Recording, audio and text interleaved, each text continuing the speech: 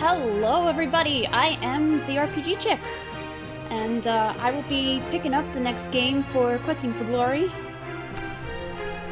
which is Rhapsody, a musical adventure. So I know that there is a song that plays during the idle screen. I will show that at the end of the run, so we will get to that, I promise. This is not sing percent.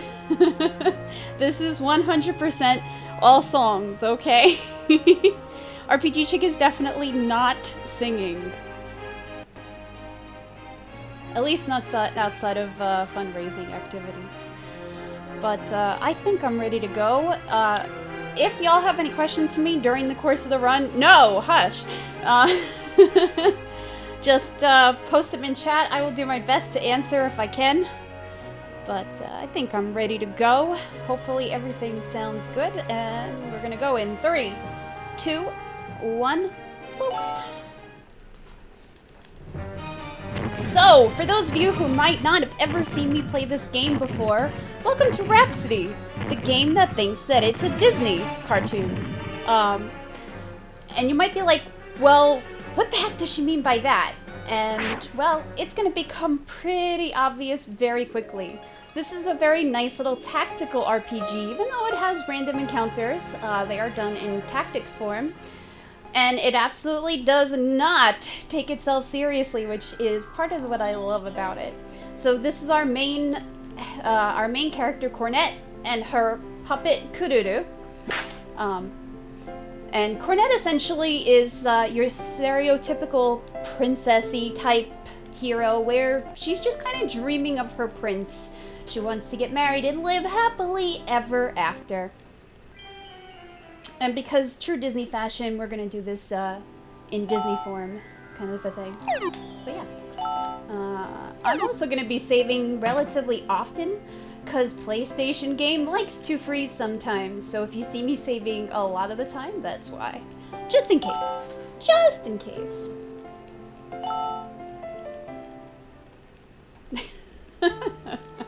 So Cornette has this magical trumpet. When she plays it, essentially she can kind of bring puppets to life a little bit, because Kururu is herself a puppet, and this is going to be our first teammate, which is Shartae. And Shartae is going to serve as our healer as we go through the game. And we're also going to equip her with all the awesome stuff so that she can kick butt as we go through the first area. So our grandfather's like, hey, you know, can you go gather some money from the woods? I don't know why there's money in the woods, but that's okay, because we're gonna go find out. Yeah, Cornette is absolutely a Disney princess. Don't let anybody tell you differently. So as we go into the woods to check stuff out, Cornette is dreaming of taking this walk with her prince, and Kururu just makes fun of her. Unfortunately, though, toads come out of nowhere and attack. So this is kind of like a little introductory battle to get you used to how to play the game. And my turn order is absolutely terrible, but that's alright. It's all good. So you can see, even though the encounters are kind of random, it still ends up being tactical fighting.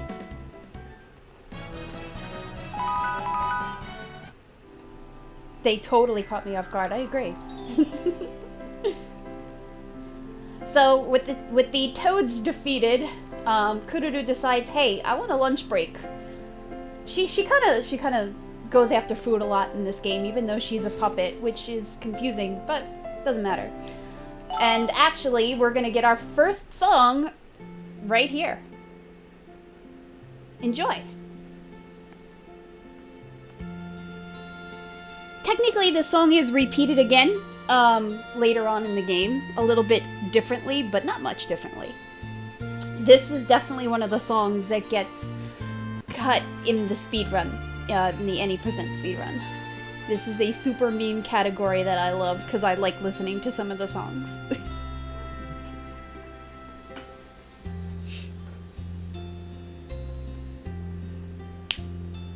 I remember this song, I've known it for so long, and it feels so good to hear.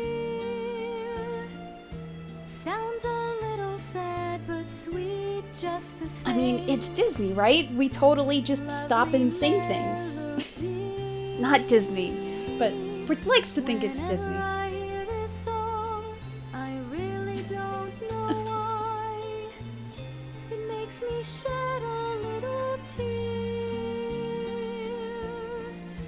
But I'm sure my tears will soon disappear because I know you're here. Not singing! Shush! Whenever I am feeling sad. No, RPGchick is not singing. And everything around looks bad. All I have to do is think of you. I know my dreams are waiting to come true. Yeah, it may sound good when I speak, it doesn't sound good when I Go on with hope in our hearts. Love will surely show us how. Let's go on, our hearts filled with dreams. Let's go on and find them now.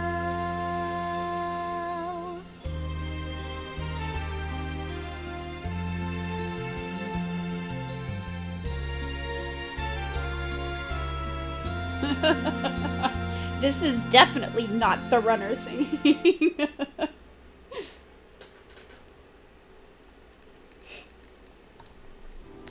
Alright, first song is down.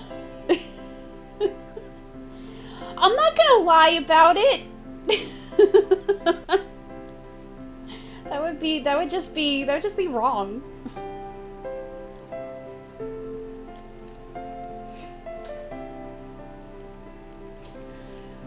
Alright, so we've come to the part of the woods where we're supposed to apparently find money in the ground. I still don't know how that makes sense, but either way, as we're searching for money, cats! And cat lady, cause hey, everybody loves a good cat girl, right? But basically, the cat girl has come here to rob us of the money we just found. She's actually a pretty powerful mage, and she says, well, if you won't give us your money, I'll just send my cats after you. And the cat's like, well, I don't really want to fight, though. So she yells at them, and now we have to fight them. Sad face.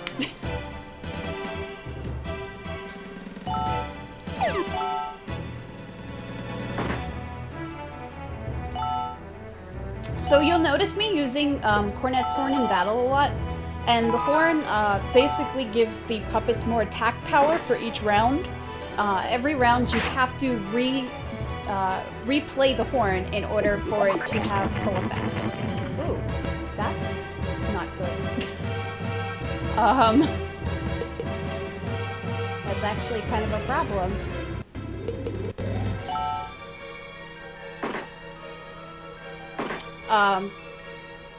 Uh-oh.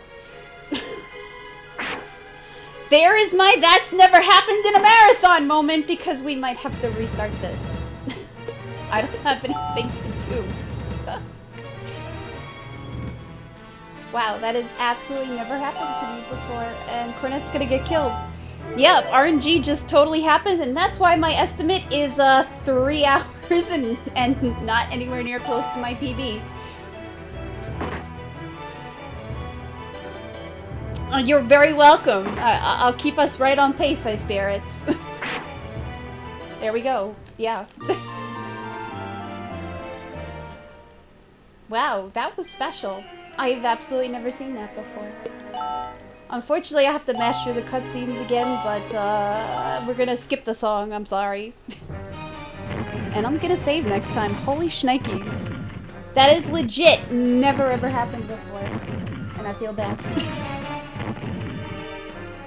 Worse ways to go than death by kittens. I mean, you're not wrong. But yeah, we're gonna totally skip through that song the second time around. You've heard it, and you're gonna hear it again later anyway. Sing percent. Y'all are making me feel bad because I can't sing.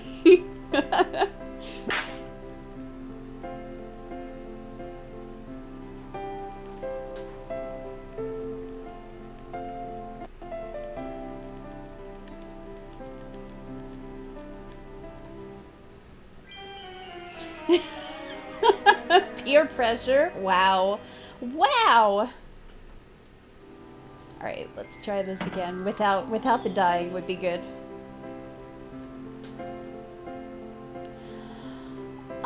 I mean, it's a lot different to sing by one's self when one does not have a singing voice than it is to sing with all of the Valkyries and kill the sound.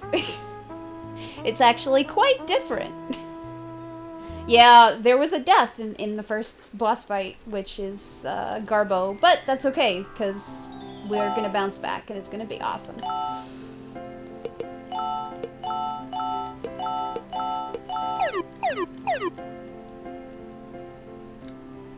But I'm glad I could be the first one in this marathon to bring you that never happened before in ever setting.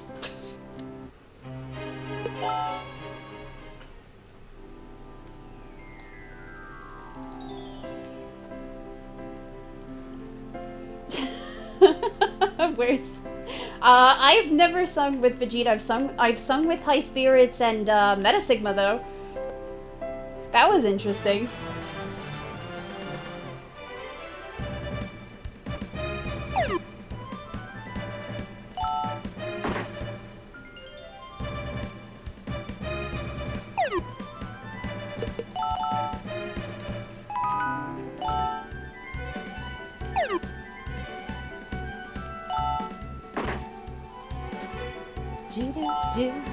Alright, toads are down. Let's do this again.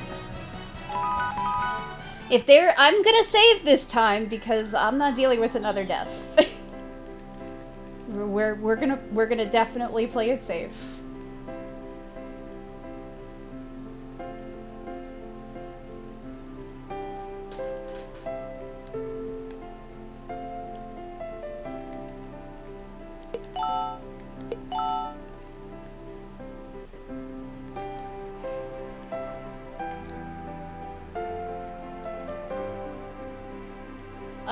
Alright. Hey, random encounter. And I can't run from it. By the way, that's a very jarring little buzz sound. There are some sound effects in this game that are just a little bit jarring like that. So I apologize for those too. It's a very, very pretty game. And they focused a lot on making the sprites. But there are definitely some things that they sank their money into. Yes, it really wants you to know that you cannot escape. Alright, so we're gonna save this.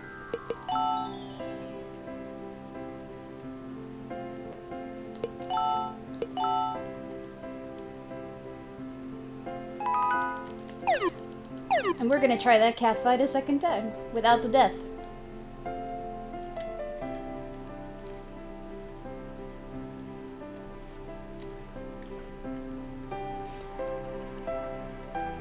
Cannot fight! Exactly. Yeah, all of the money in this game went to making the character sprites and whomever they paid to actually sing the songs.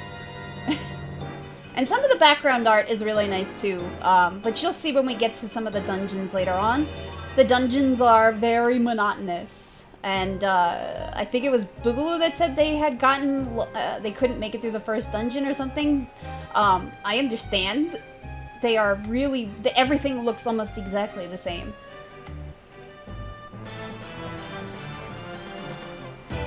Monotonous is being generous, you're not wrong. Alright. Okay, this is already a better turn order, so I'm much happier this time. Yes, heal yourself. You have not even been damaged. You are a foolish cat.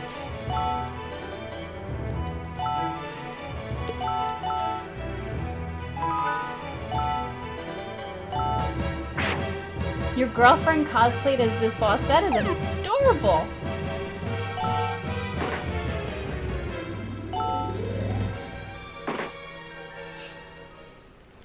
This is PS1, but original still, yes.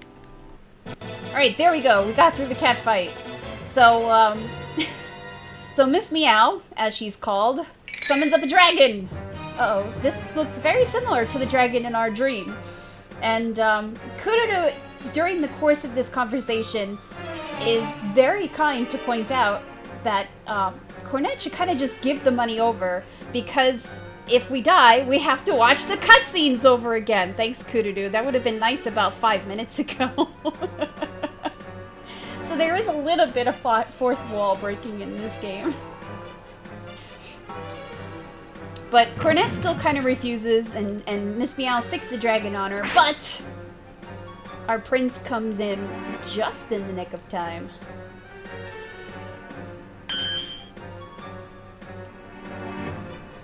Yeah, the DS version has a completely different battle system.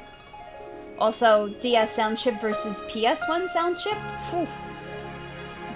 Definitely much rather hear the songs on this game. So this is Prince Ferdinand. He's gonna be our quote-unquote damsel in distress. But poor Cornet was so stupefied by seeing the prince save her that she kind of couldn't say anything, so now she's really upset about it. And Kururu suggests that, well, maybe we can find something the prince likes. So why don't we go into the main capital city and see if we can find out what that is. So that's where we're gonna go next. And so that I don't have to go through all of that again, I'm gonna save again, because I don't trust anything anymore.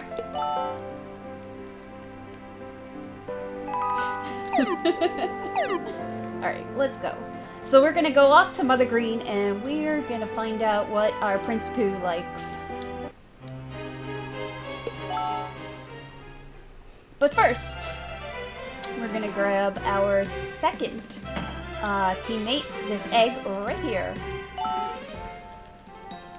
So, technically, there's a lot of puppets in this game, and we only get maybe a small handful of them just because they're, for the most part, their story progression.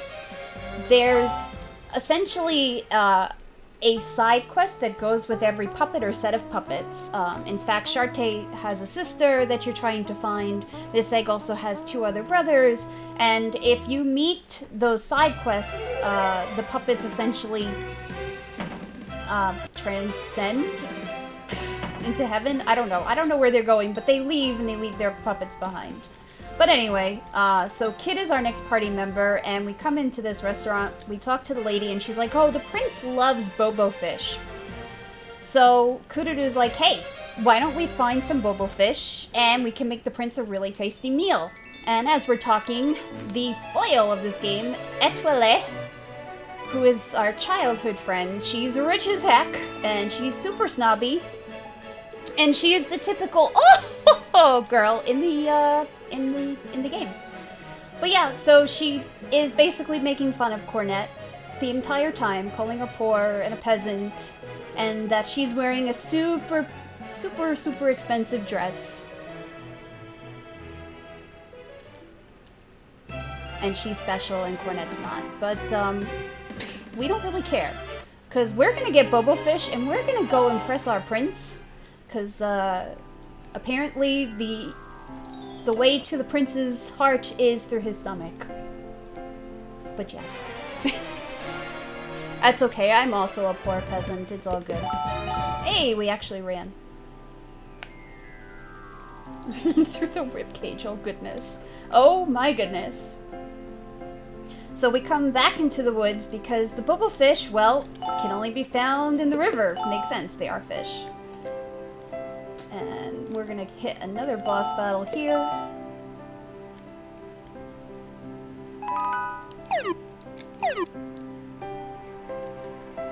So here we go. Some Bobo fish are just gonna leap right up here onto the dock for us to catch them. Isn't that nice of them? I think it's pretty nice of them.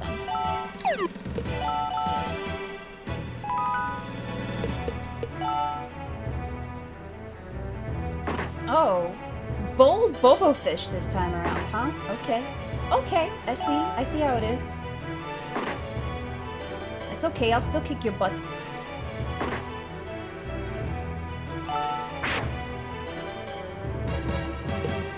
So we want to make make sure that we get the horn played as much as possible on both of these two for each turn.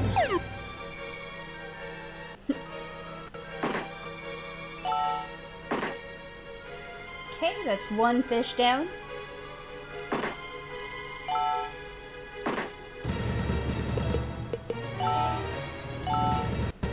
Yeah, unfortunately the horn only has a small radius of effect, so Cornet does have to be relatively close to the puppets. Alright, one more fish to go. One more fish to fry.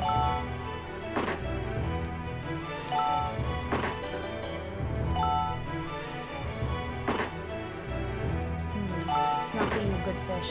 Alright. We can do this.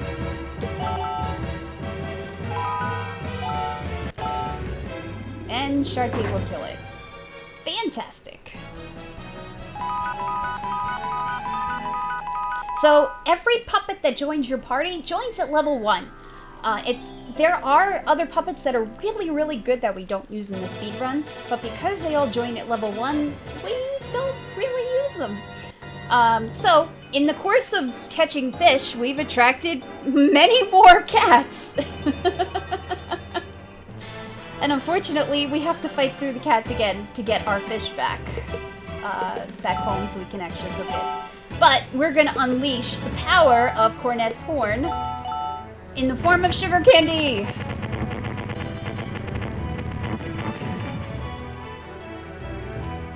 So yeah, every time Cornet plays the horn, the gauge on the upper right-hand side increases up until a full 5.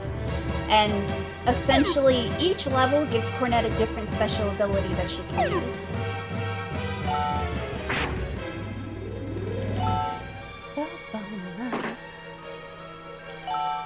Luckily, these cats go down much easier than the first ones do.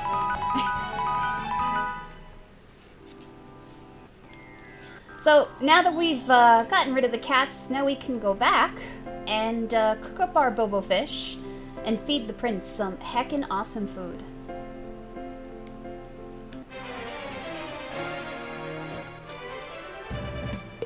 As soon as we can actually get out of the forest.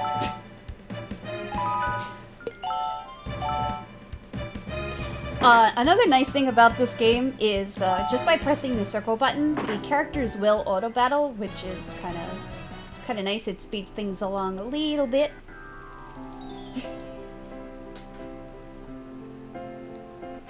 But they will not use any magic or special moves if you do that. They will only move and attack regularly. Alright. Back home we go.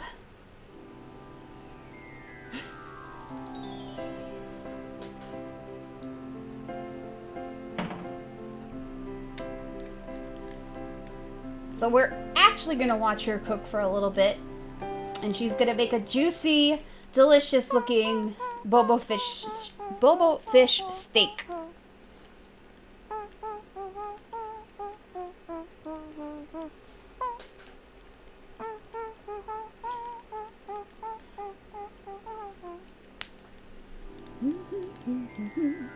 There we go. So Kururu wants to taste it despite Cornet's objections, but she's like, hey, this is really good. But how are we gonna get it into the castle? Well, it turns out Kururu actually knows a secret passage into the castle. So she's like, hey, come over to the graveyard because I'm gonna show you how to get in. I don't know why she knows this, but we're still gonna follow her.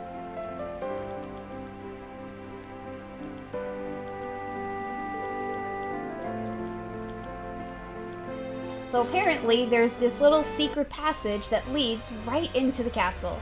Super convenient plot device.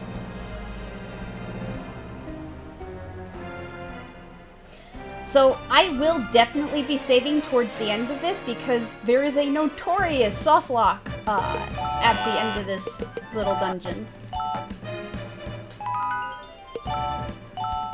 Also, wow, I can't run from anything today. I guess that's good because I want Shartae to be at level 8 when I get to the next main fight, or I should say after the next main fight. So hopefully we will get to that point.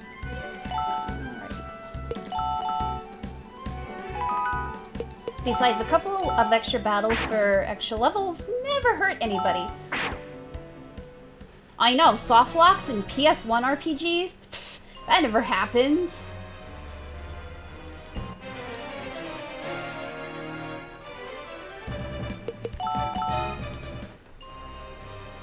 Another nice thing about this game is that anytime you gain a level or your puppets gain a level, you automatically refill all of your HP and MP. It is very convenient. Wow, I really can't run from anything today.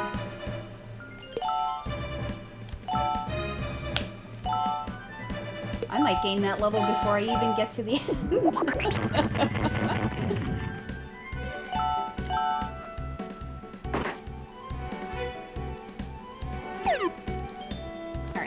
In the course of Shartae being our healer, Shartae also has Holy Magic, which is going to come into play a little bit later on in the run.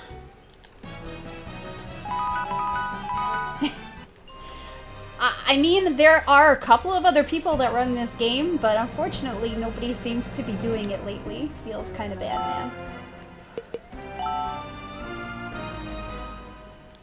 Alright. So I'm gonna save this just in case it soft locks after the next fight, because I don't trust nothing anymore.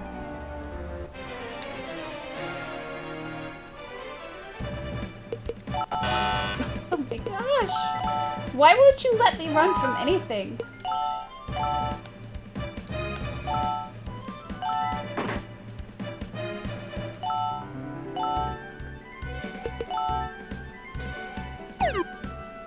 Well, definitely gonna have extra levels.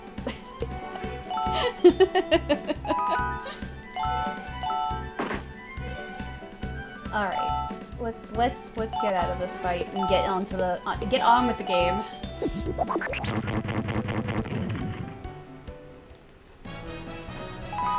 Almost everything about this game is super duper cutesy, and I love it.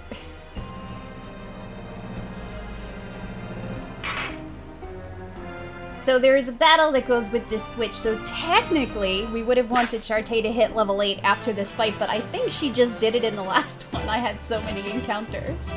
Which is not a bad thing, but it's amusing to me, because sometimes I don't even hit level 8.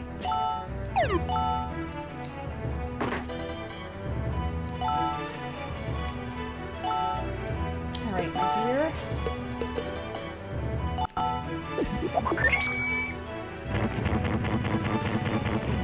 And that spell right there is why we want her to hit level 8. Alright, let's see what this game is gonna do. Nope, we're good. No soft locks. Alright. So, as we go through this passage, well, where we come up is not the best place. Where we kind of came up inside the bathroom.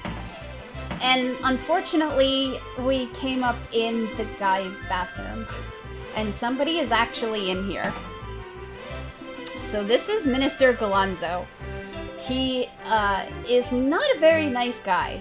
And he's super suspicious of the fact that we just came up out of the bathroom. So to cover, Kururu tells him, oh, she's a secret admirer. She's been interested in you for the longest time. And she literally goes blah, blah, blah, blah, blah, blah, blah, blah, blah in that dialogue box.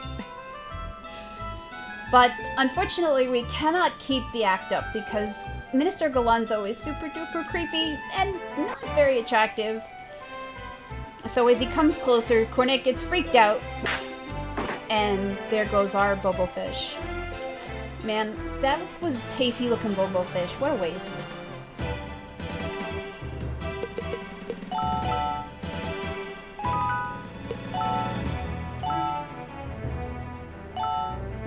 Alright, so Shartae is gonna wreck these things in one hit with Holy.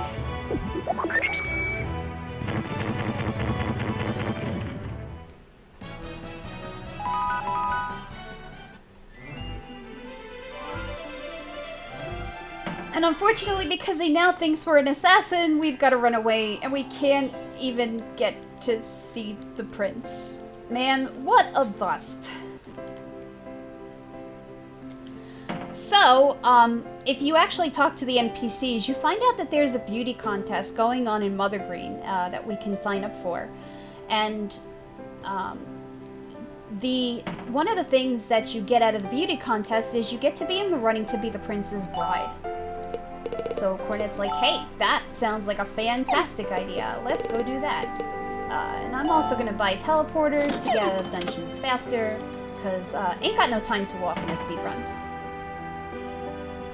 So with that knowledge, we're going to go back to Mother Green and we're going to register for that beauty contest. Because we want our prince, darn it.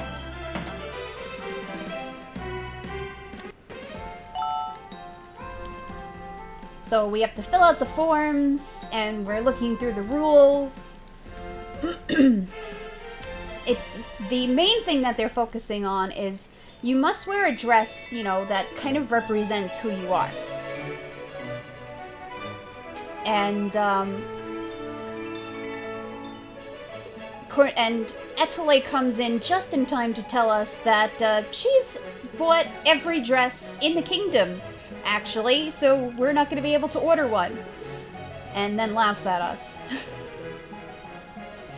Austin, to answer your question, I think Rhapsody got overshadowed by a lot of PS1 RPGs. This is kind of a hidden little gem, in my opinion. But yeah, it's not a terribly well-known game. But, after Kururu suggests that we wear our underwear on the outside of our clothes and have that be our outfit, she suggests, well, why don't we go talk to the dressmaker anyway, because maybe he can help us. So the dressmaker says, no, I am completely sold out. Etoile did in fact order every dress, but there used to be a theater company in the woods. Maybe you can find something there. So back into the woods we go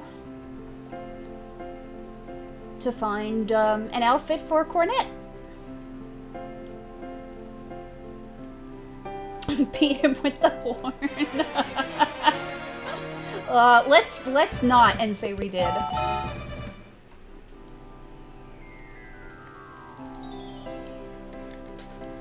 So the theater should be around here somewhere, but Kururu smells something really, really tasty, and she suggests that we go check that out instead.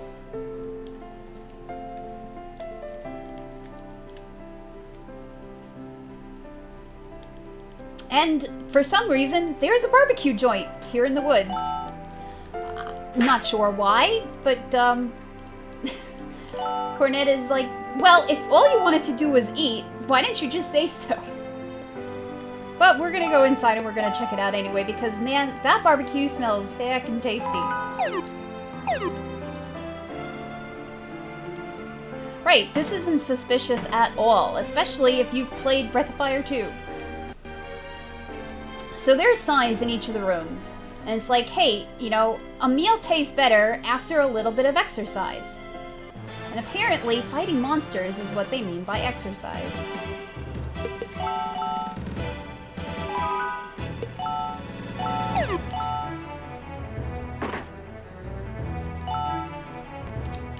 I'm gonna have to do manual battle because Shartae is a little out of MP.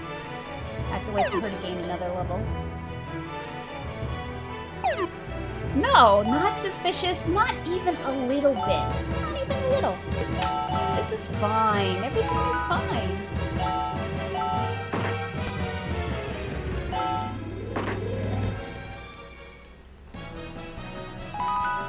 Shartae has the only weapons and armor that we get so far in the game, and that's why she's a little more powerful. And then it says, the next line says, use salt to revitalize your body. There's salt all over the floor. Apparently a lot of speedrunners have died in here. But I'm not sure why there have to be monsters too. I don't know what that has to do with revitalizing my body. It's very strange.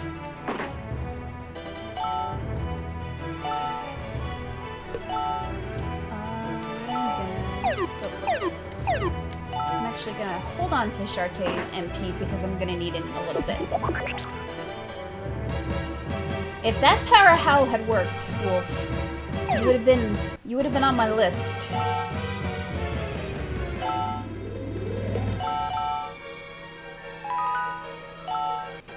If you work up a sweat, that is also salt. You're not wrong.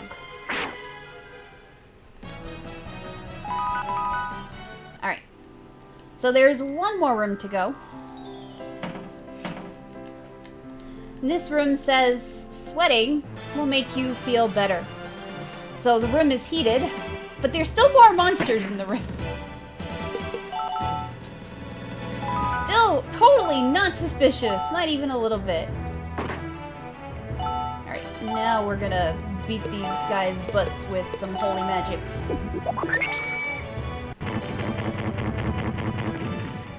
Thank you, Shartay! Alright. We come to the back of the restaurant. Lo and behold, there's more cats. There's a lot of cats in this game. So, if you've ever played Breath of Fire 2, and you remember the restaurant, this is kind of similar, because the chef is explaining to the cats how you cook the food. Tenderize them, salt them lightly, and then steam them. And unfortunately, Kururu is already ready to give up the fight. Why, Kururu? Why? Why you do this?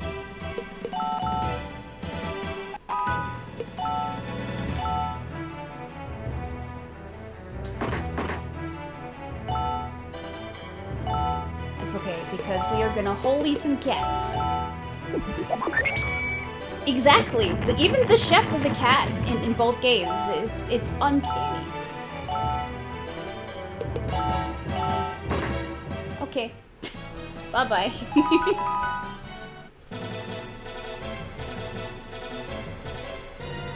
So, with the cats defeated, poor cat banging into the wall, we find this little hidden passage behind Miss Meow's portrait. It turns out that this building was the theater company. And there's no dress in here, but there's this outfit here on the right-hand side that looks like a strange mix of a bunny and a kangaroo and a bat. I don't know, but this is Elkun. And Elkun is going to be the last main member of our party. So Elkun suggests, hey, I'm a costume. You can wear me for the contest. And since there's no dresses around, well, we don't really have a lot of choices here. So we take Elkun with us, and now it's time to go compete. Cornet is not so sure about this plan, though, unfortunately. So we are going to teleport out. Unfortunately, you cannot teleport out from certain screens, so you have to get one screen away from the restaurant before you can use the teleporters.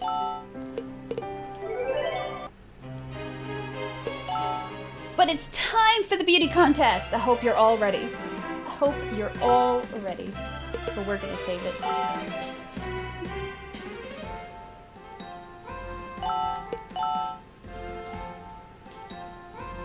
You're feeling pretty? I'm feeling pretty too.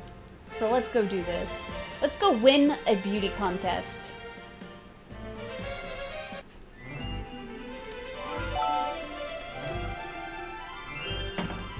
So in typical RPG fashion, we are just in time for the start of the beauty contest.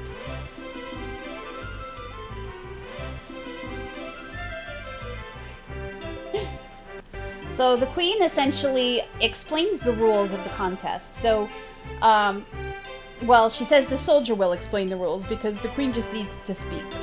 But the soldier explains that there are 3 rounds. In the first round, you will put the dress on and you'll be judged on your poise and how well you carry yourself in the dress. The second round is a battle royale because whoever becomes the next queen has to be able to protect the kingdom. And then the third round is going to be a singing contest. It doesn't matter what you sing, but it must be from your heart. Because, again, Disney game! Wannabe Disney game, so singing. And of course, Etoile is in the contest, but Etoile doesn't really care about the prince. She's just doing this for her own pride. Her father, unfortunately, is a jerk. How dare you smack your daughter, sir? And he's only interested in climbing up the social ladder. He's like, well, you know, if my daughter wins, she can marry the prince, and then I'll have an inn in the castle. He's kind of a jerk.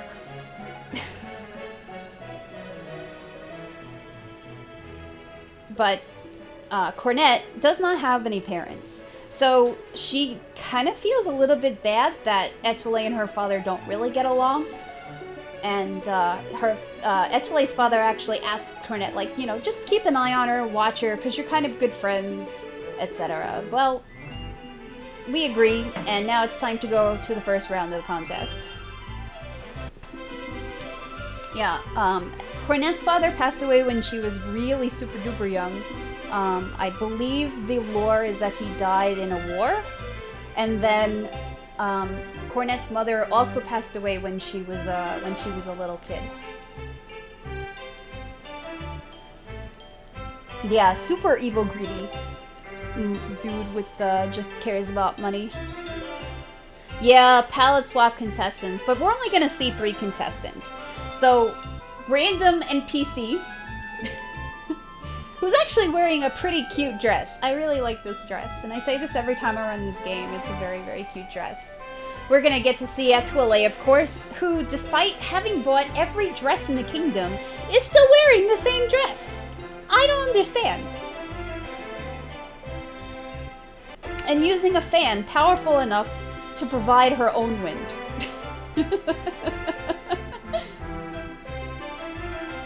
And then finally, of course, we get Cornette wearing the Elkun costume, and she gets heckled on stage. Poor Cornette. And the prince is like, I thought people wore nice dresses for these kinds of things. And Cornette's really not happy now, and she's blaming Kururu because it was Kururu's idea to take Elkun and actually wear him for this part of the contest anyway. Yeah, those are bat wings. Elkun is very many animals, I guess. But of course, after all of this, Etoile is not speaking to her father. But the queen comes and is like, hey, you know, what the heck is wrong with you? How dare you treat your daughter like that? I like this queen. She's a good queen. And of course, he just runs after her. Oh no, my queen, I'm sorry. But now it's time for the second part of the contest, which is the Battle Royale. Elkun is kind of part Mughal, maybe? Kind of, sort of.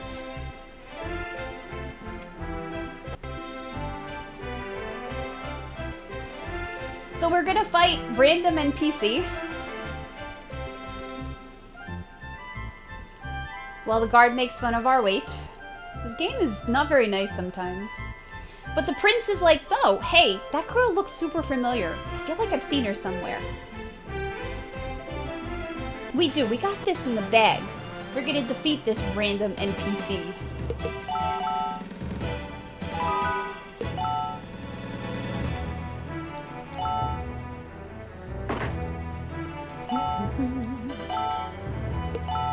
we're gonna do some holy magics. Do all the NPCs have puppets? No, Etoile actually has guards.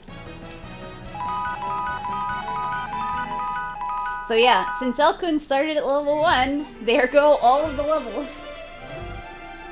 So we won the first round, but Cornette's like, huh, I wasn't fighting my best. Maybe it's because of Kururu.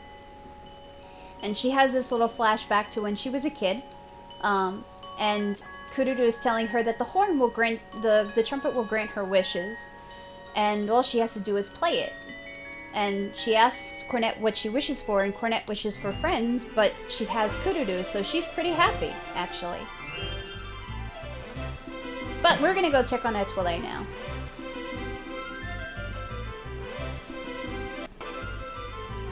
Because we don't know where the heck Kururu went. But the two of them basically have a talk about the argument that happened with her father and the argument that happened with Kururu, and now they're basically shoving each other, saying that you should apologize first. No, you should apologize first. No, you.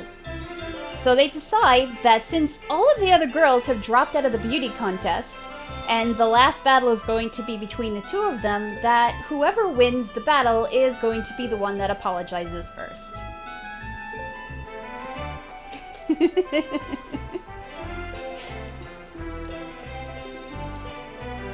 And of course, Etoile has rocket launchers prepared for the battle.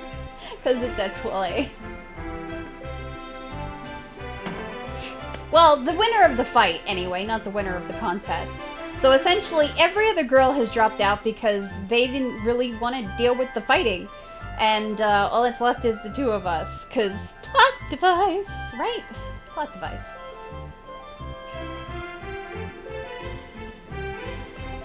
Oh, you're right.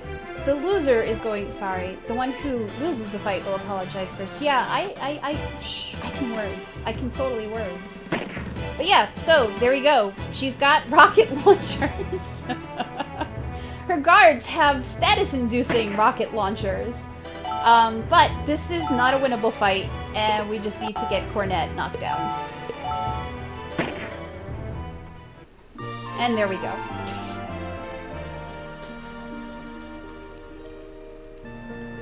So, Etoile tells us, hey, you know, you don't have Kururu around. Usually when it gets rough, Kururu is there for you, so you're silly not to go apologize to her. She did. She had a heckin' rocket launcher. But as we wake up, Kururu is there for us again. And they apologize to each other. And Cornet thanks Kururu. And we're ready to go tackle the last round of the tournament as Etoile listens in. How is she living? Because this is a Disney-esque game.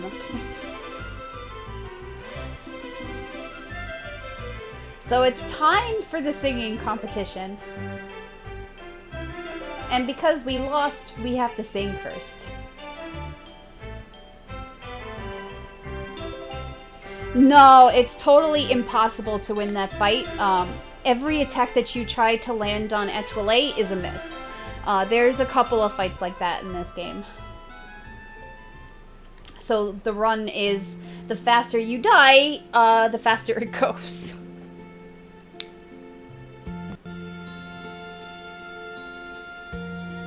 But yeah, so here is the second song. This is kind of a rehashing of the song we already heard.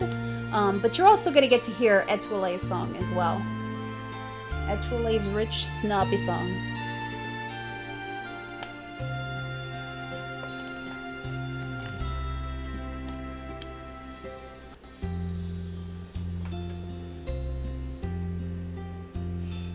I remember the song. I've known it for so Hey, long. Disney cartoons were pretty dark sometimes, okay? That's okay, Melodia. I'm just here for the best song also. Lovely melody. Whenever I hear this song, I really Yes, don't always. know why. It makes me shed a little tear. But I'm sure my tears will soon disappear.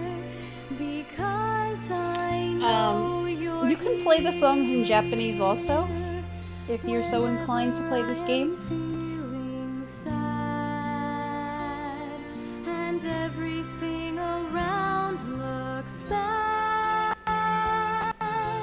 All I have to do is The Disney version does have the songs, but because sound chips, it doesn't sound as good. waiting to come true.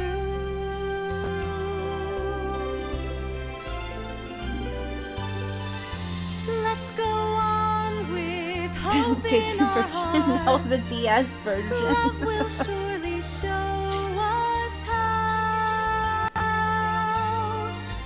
Let's go on, our hearts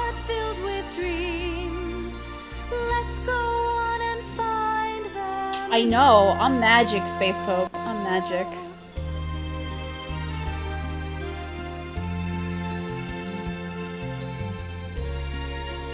So now we get to hear Etoile's song.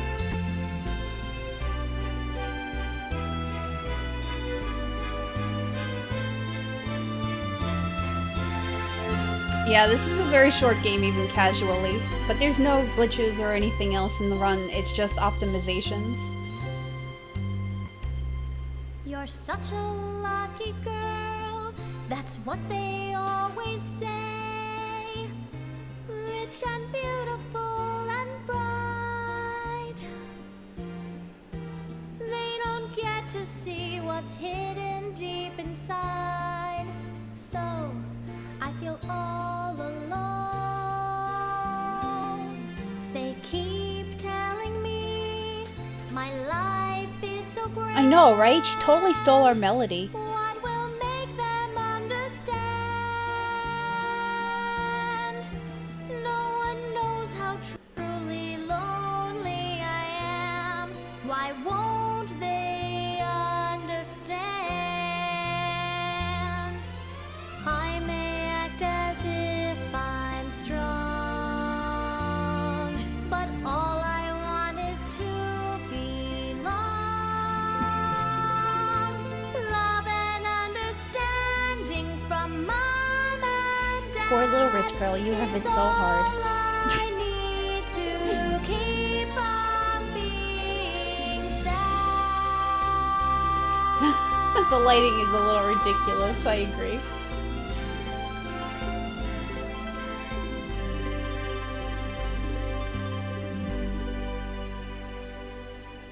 If only I could just let go.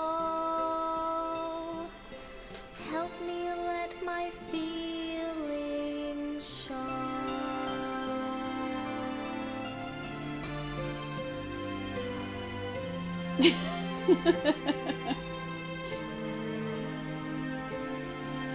If you listen to this song, these songs in Japanese, there's a little sound glitch for the Atlas jingle afterwards that starts and then gets cut off.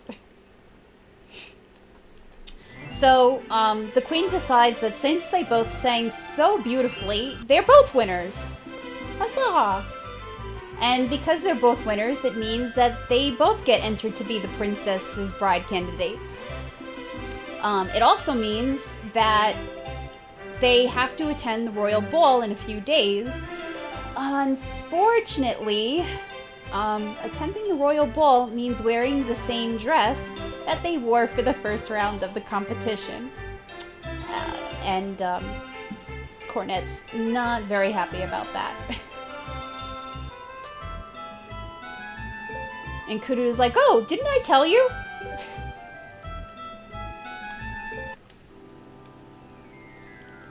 So we flash forward a little bit to the morning, the day of the ball, and Cornet's so excited she just runs out in her pajamas.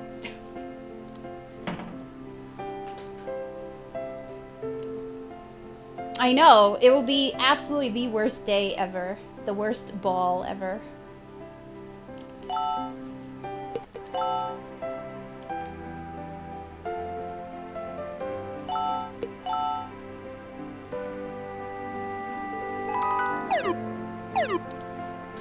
Alright, let's go to the ball. Well, we are gonna actually get to hear the song for this part, which is skipped in the any percent run. So this might be the best ball ever. Might be. The songs don't do anything. They're just like storylines and plots like a Disney cartoon. So Etoile helps us get dressed, but she's kind of just laughing at us in her traditional fashion. Unfortunately, the minister comes down, hearing all the racket, is like, what's going on here? And thinks that Cornet's an entertainer and tells her to come in through the rear entrance. And, well, we're not entertainers. We're the prince's bride candidates. And he doesn't really believe us. Luckily, to interrupt the minister, the queen comes down. And she's like, oh, hey, Isn't she cute? She's one of the contest winners. Luckily, though, the minister does not recognize us from our little bathroom escapade in this costume, which is good. We don't want him to recognize us, because he's a jerk.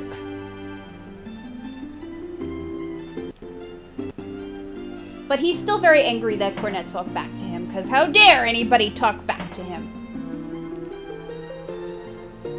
But now it's time to go dance. Let's go dance with our prince. I'm so excited.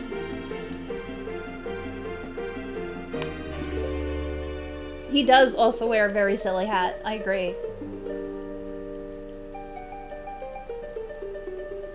So Etoile offers to let us have the first dance because, well, not only is she not interested in the prince, she wants to see Cornet fall and make a fool out of herself. And in the costume, the prince doesn't really recognize Cornet, but we're gonna try this dancing thing anyway.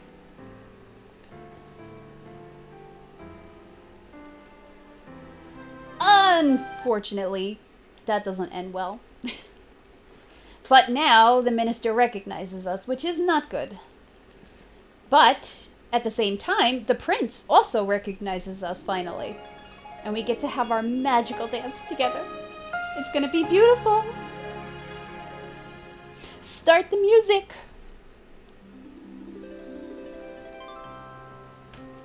Oh, let's get the costume out of the way first. Then we can start the music.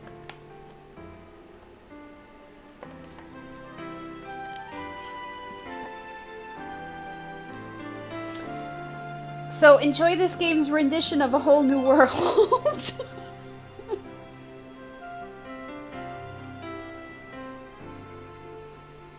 I can no longer hold it back. My heart is filled with love. The feeling of love for you. I can feel your precious heart holding your hand in mine. I feel the special love. This is just a long cutscene, Dishmu. We have.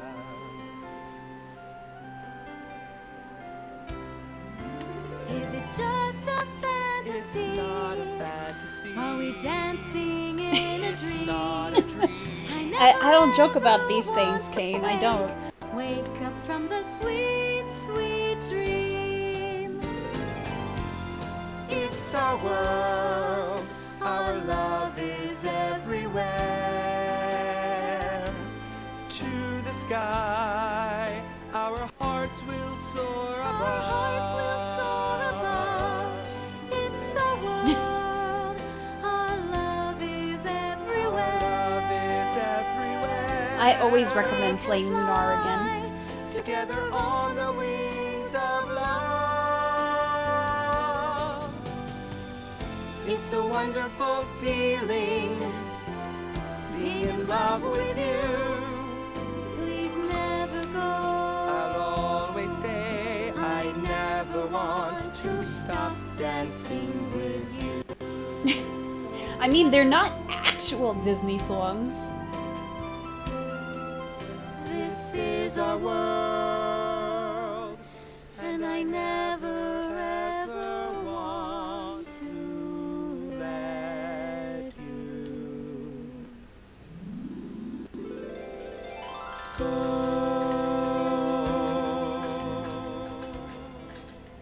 Yeah, I'm pretty sure they came before this. But we had our magical dance with the prince, and now we get to be on the balcony and reminisce about it. And Elkun has actually had his wish granted, so he's gonna move on and leave his puppet behind. He's the only one who actually gets his wish fulfilled. Feels kind of bad. But dun dun dun, it's the minister, and he's gonna get back at us for trying to assassinate him.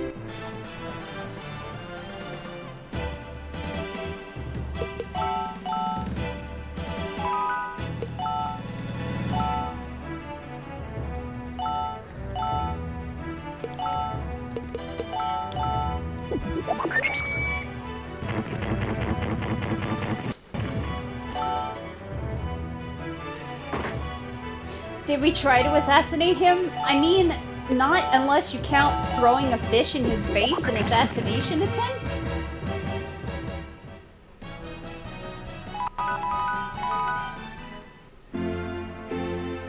But we make short work of his goons. And luckily, the prince comes to our rescue just in the nick of time.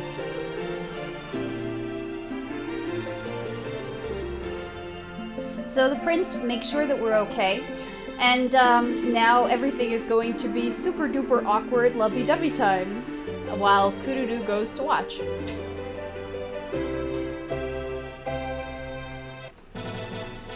But wait, what's this?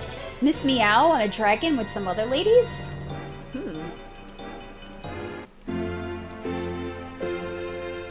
So both Kururu and Etoile are watching the prince and Cornet, but they're kind of frustrated because no one is saying anything to the other. It's just like awkward silence and looking at each other and blushing and awkward small talk, and it's kind of terrible.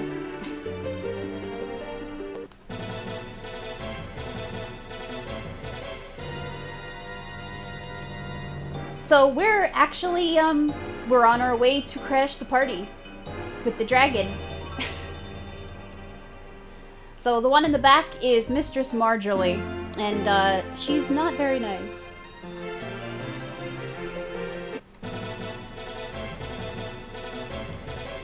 And just as Cornet and the prince were starting to make some good small talk, something crashes into the castle and the prince goes to check it out. That timing. That terrible, terrible timing. So they take a moment to make fun of Cornet and then suggest we go see what's going on, though, because that was kind of a loud crash. Uh-oh. More cats? What the heck? Prince tells us to hide, and he gives us a holy charm, which is actually going to be super helpful. It will cut MP usage in half, so we're going to give it to Sharkey, because she is our main magic user. But we gotta fight some cats.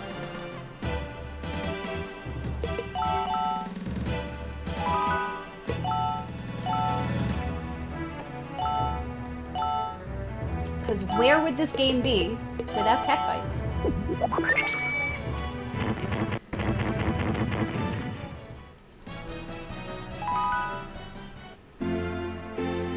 We're gonna equip the holy charm so that we stop wasting all of Shartay's magic. And we're also gonna save it. Just in case.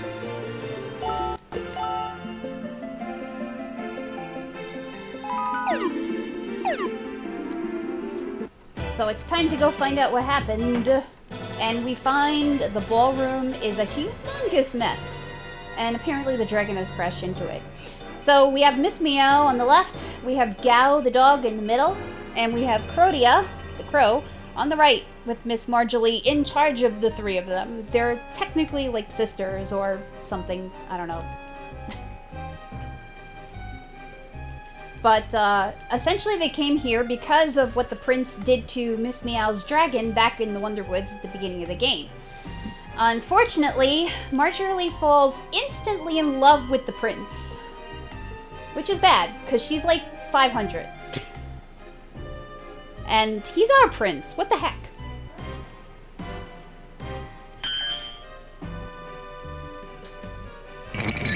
Unfortunately, in her attempts to capture the prince, she turns him to stone. So she's a very powerful witch, but not a very good one.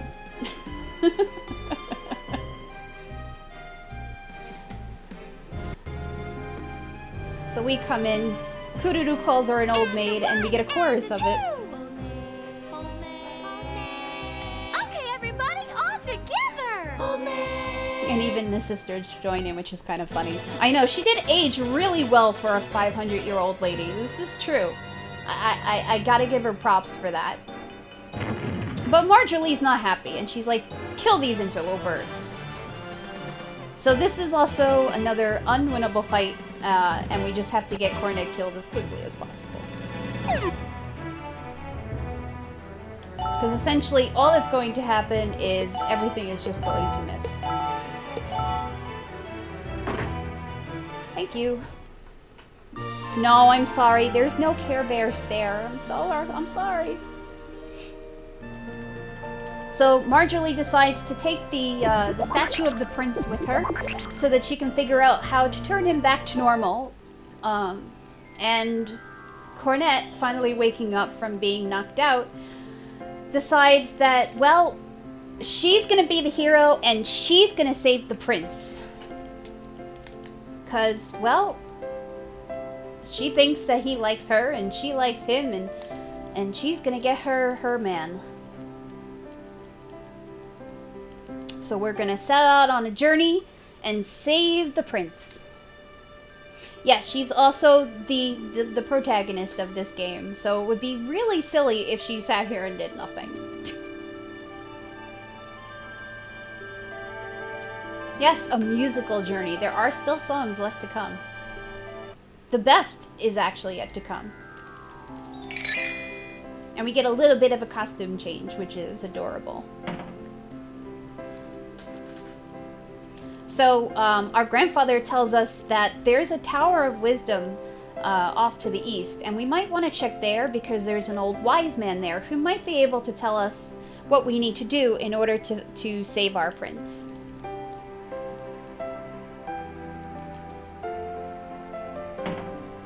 But in order to get over there, we need a boat. So we're gonna go get a boat.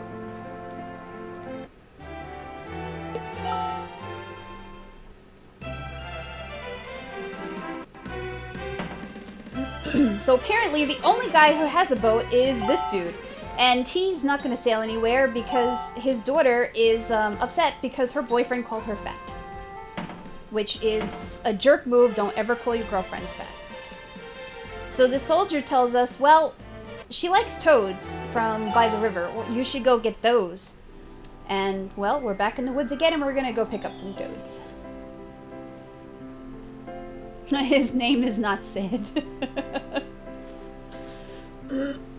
I know, it is super duper rude. You don't do things like that. Unfortunately, like with the fish, the toads won't just jump right onto the dock for us to catch, and we do have to wait for them to be encountered in battle.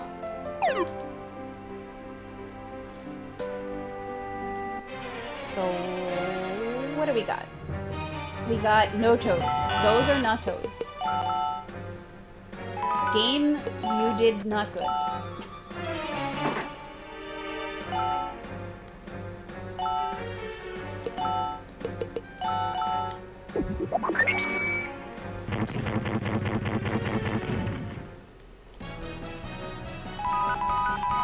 Hey, Elkun already got Storm. Very nice. Come on, give me toads. Tasty, tasty toads.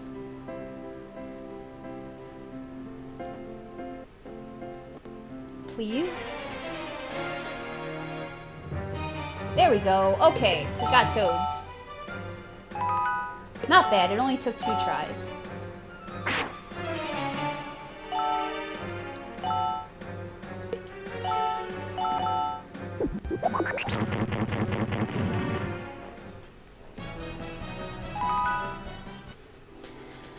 Unfortunately, somehow toads have attracted more cats. Because now the barbecue joint is making barbecued toad instead of fish. What even, game? What even?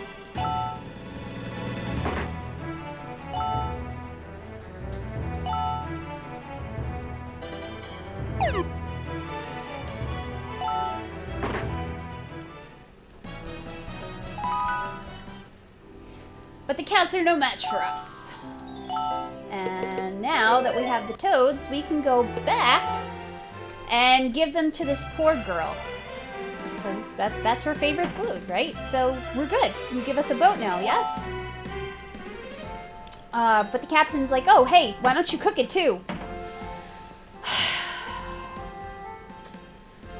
And the soldier tells us, well, her favorite restaurant is the one that's in the woods that serves barbecued toad. guess where we're going?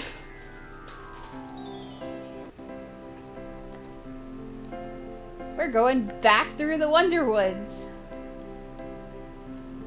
Yeah, we go through the woods a lot in this game.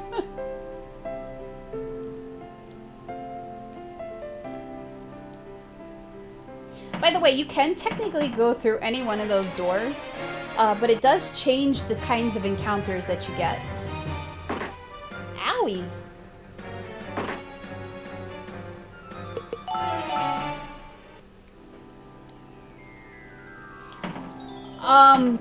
That's a really good question. I don't know. I hope she didn't like it when it was serving people.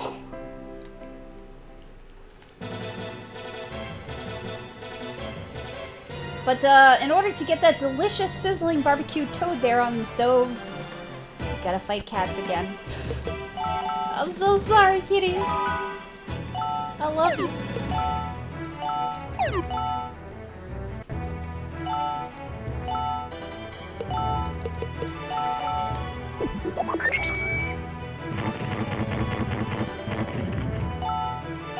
Yep, you get the chef cat again also.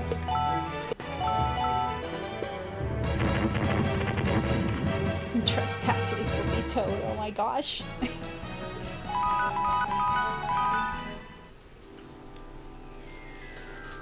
But, well, we're gonna take your toad now. Sorry, but we've got a prince to save. We got no time for your shenanigans.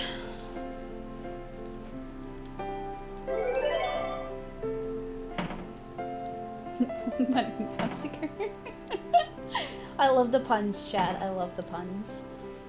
Thank you.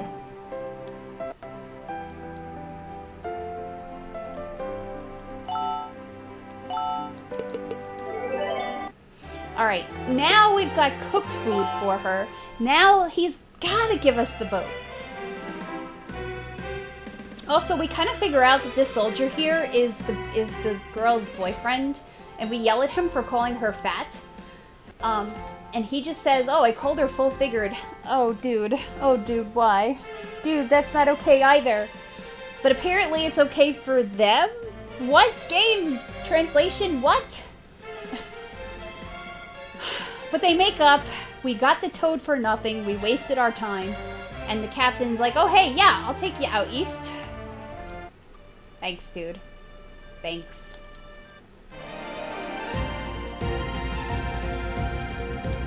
In the meantime, Marjorie is trying to find a way to save her beloved prince. And Crotia comes back with the message that essentially the only way to save the prince is for a beautiful maiden who loves him to kiss him. And Marjorie says, oh, well, I love him. I'm a beautiful maiden. I'll kiss him and save him. And, well, all we get is a lipstick-covered prince.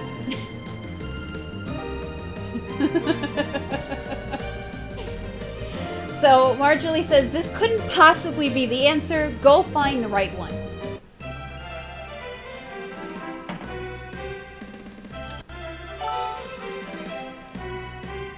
Meanwhile, we're gonna go east, finally, on our boat. That we're not actually gonna see, but that's okay.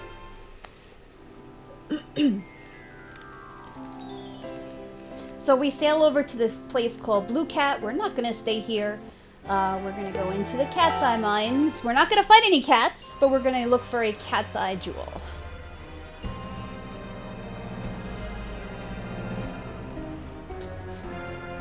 So, welcome to Monotonous Dungeon number 2, where you kind of just need to know where the heck you're going.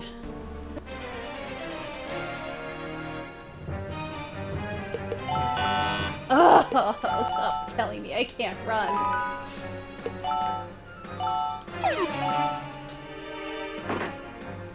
It's so mean, game. It's so mean.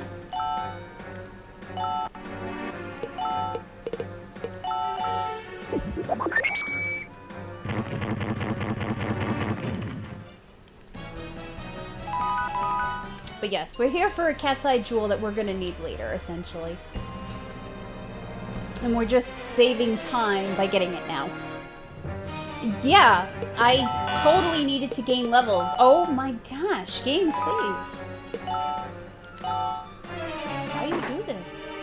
I loved you, and you betrayed me. Apparently the game wants me to have a lot of levels.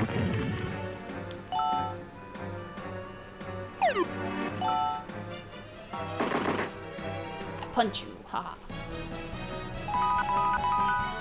Lots and lots of levels. Alright, come on. Let's go.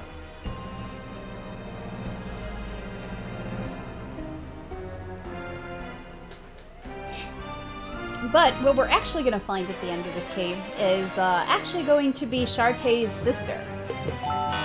Very tragic.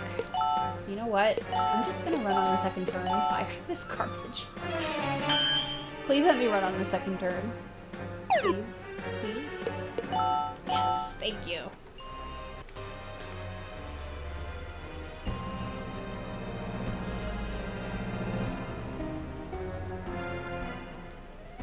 There we go. So there is Shartae's sister, Terra.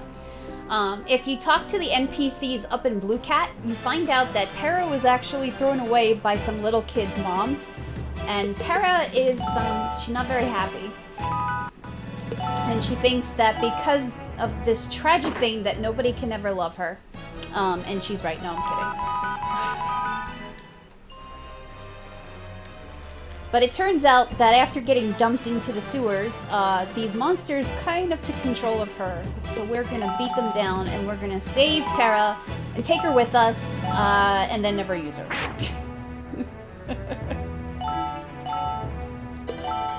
Because her sister is already level 15.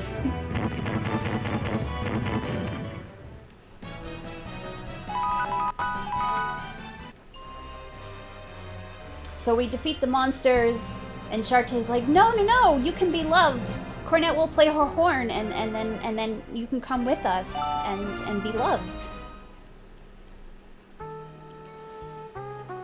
No singing.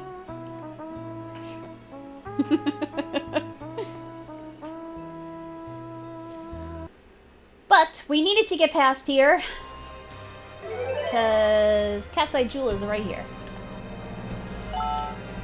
Now we can teleport out of here. So here is the reason that we needed the Cat's Eye Jewel. In order to enter this Tower of Wisdom, you can see there's a tiny little portrait to the left of the door there that looks like the face of a cat. In order to enter the tower, and that's kind of what Etoile is doing here to tell us all of this, we need to insert the jewel into the eye of the drawing. So she laughs at us.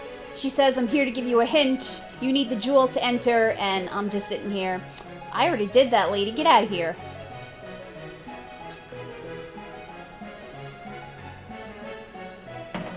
Yes. That's exactly how you get them, Crow.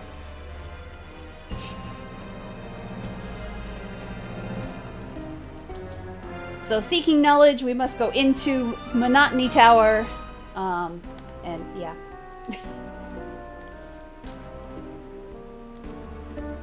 So, all of the towers have this motif. All of the caves have the motif you've already seen, but usually in different colors.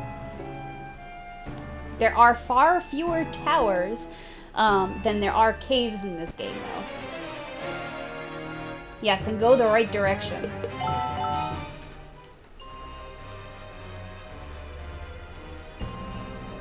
It is super easy to get lost because of the monotony of the dungeon. And that's why we got directions.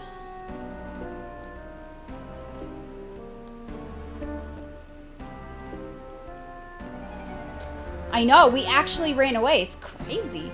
It's absolutely crazy running away on the first try. Wow, twice in a row. Okay, now I'm scared. What's the game going to do to me to compensate for this? Alright, we're almost there. Almost there.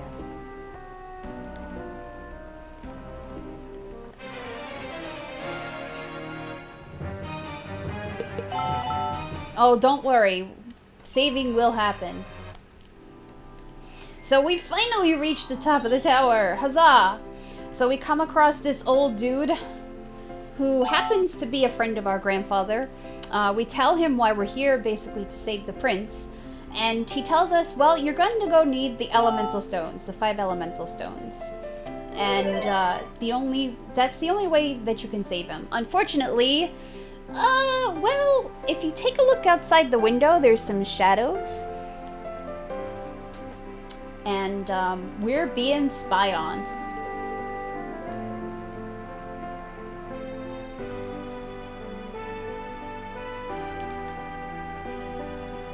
But he goes on and he rambles about a time long ago when he knew our grandfather, and we're just gonna kind of leave him to ramble.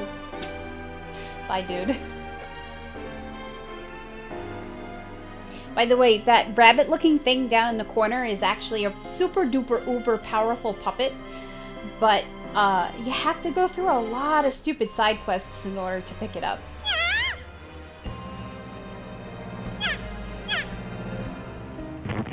Rip cat number 3. We loved you. And I'm gonna save this before I leave the screen.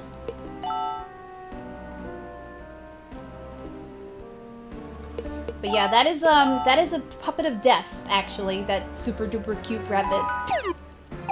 But it is very powerful. I know, the game instantly buried the cat. Also, welcome to the best song in the game! I hope you're ready.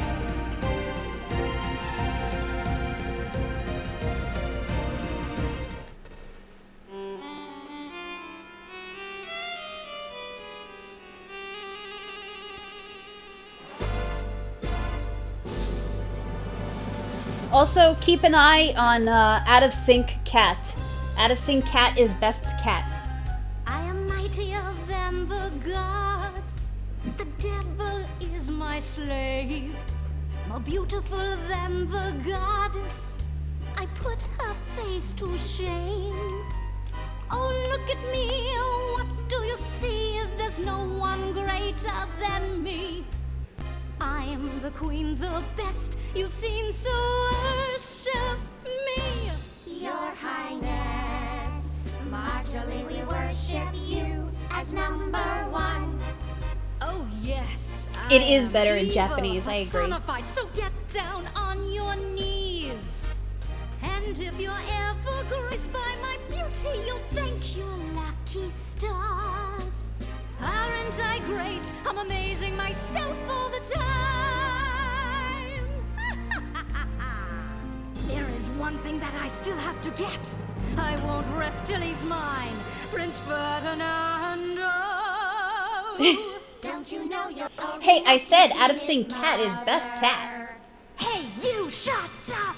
My heart is burning, overheating with a raging fire. The prince I do admire, he fills me with desire. Dear Ferdinando, I am here to save you from this curse. Let his love quench my thirst. My precious, wait a little longer, I will end your strife. I'll bring you back to life, I'll be your wicked wife. Dear Ferdinando, I am here to save you from this curse. Let your love quench my thirst. quench your thirst. If you dare to get in my way, We'll make you pay. you won't live another day. Queenie, just show your beauty. Also, Gao's mouth takes up like her whole You're the face. baddest queen under the sun. Keep on shining. We'll keep on whining. She's our queen. She's the baddest to be seen. Marjorie, you're the evil beauty. We bow down to you eternally.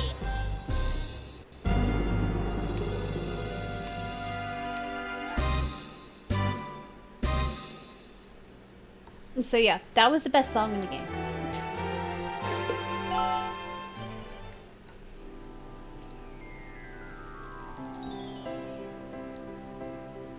But, well, that's over, and we're gonna go pick up our first elemental stone.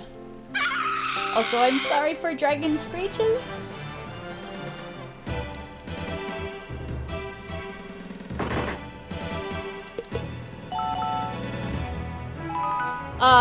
The JP version is somewhere. probably on YouTube.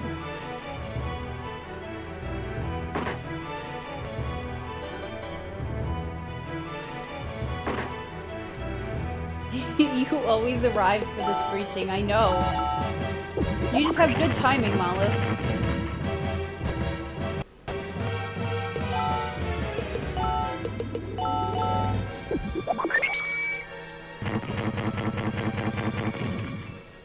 Alright, so essentially we're entering an area called Red Hot to go to the Salsa Volcano because themes are a thing in this game. The musical segments are just cutscenes, yes. So we're gonna go into Red Hot, we're gonna leave Red Hot, and we're gonna go to Salsa Volcano.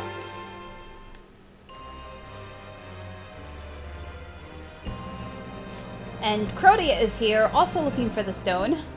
And she's like, haha, you will never beat me to the stone. I, the beautiful Crotia, will help Marjorie save the prince, haha.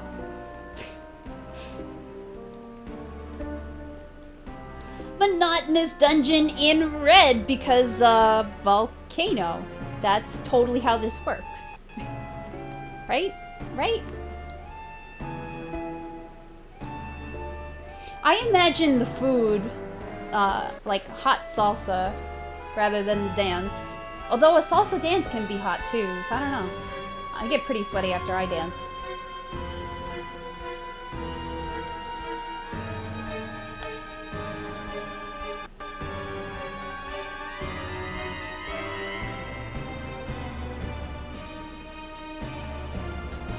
But get ready for more Dragon Screech. Because we find Crotia locked in battle with another dragon.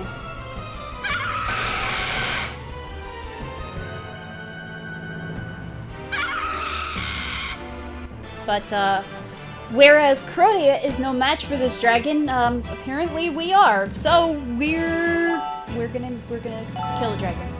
I'm sorry, dragon. I'm so sorry.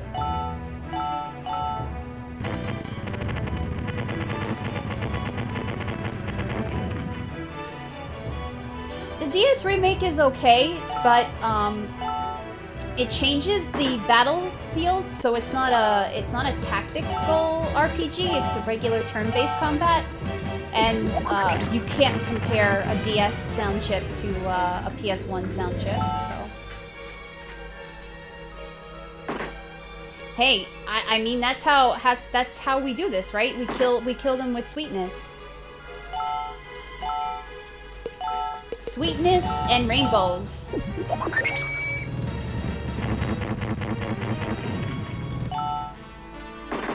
Owie.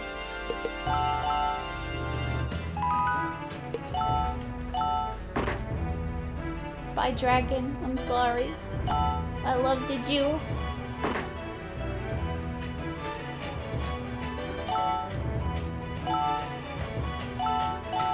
Alright. So the dragon is down. And then Crotia, even though she was fighting the dragon, calls us murderers. And she said, well, you know, this earthquake, this is your fault. The dragons were the guardians of the volcano, and you just killed 2 of them. What the heck? Crotia, you were fighting it yourself. Why you do these things? So, because plot, we have to leave the volcano, go back to the city to hear some more dragon screeches.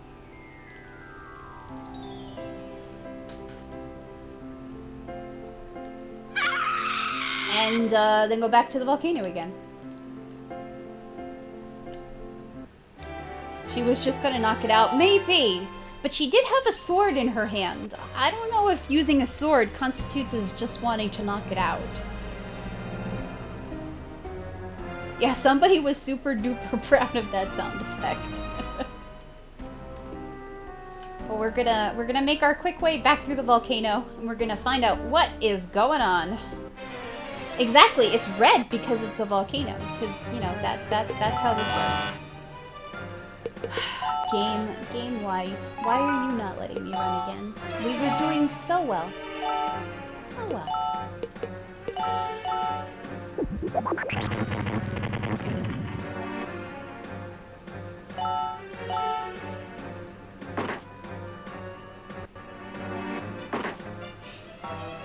I'm pretty sure that that's the last dragon screech that you're gonna hear, though. So if you really enjoyed the dragon screeches, I'm very sorry.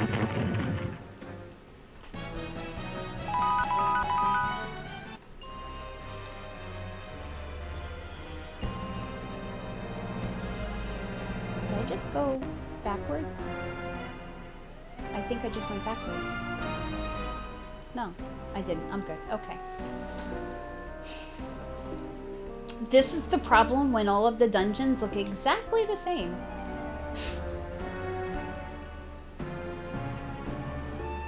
But we're good. We found our way on the first try. So we find the men of the town have killed the last of the dragon guardians. Well, that also means that the volcano is going to erupt and kill everybody.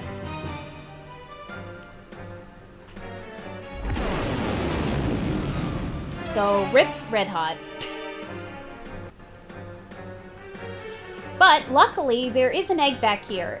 It's a little too heavy for Cornet to lift, so she's gonna play her horn, her trumpet, whatever the game wants to call it, and we're gonna take this dragon egg with us. I don't know why they're so easy to kill, to be honest with you. They're not very good guardians. So with Dragon Egg in hand, we're gonna get the heck out of here.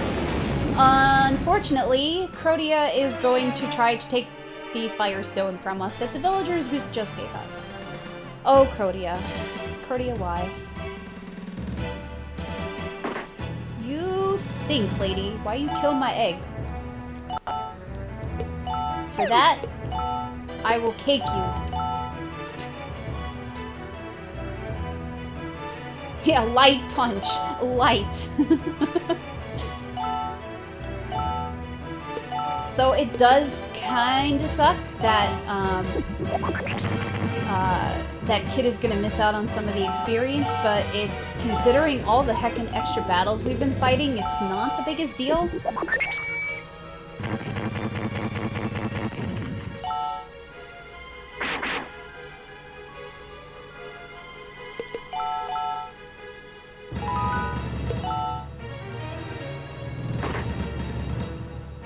It just means that the fight takes a little bit longer.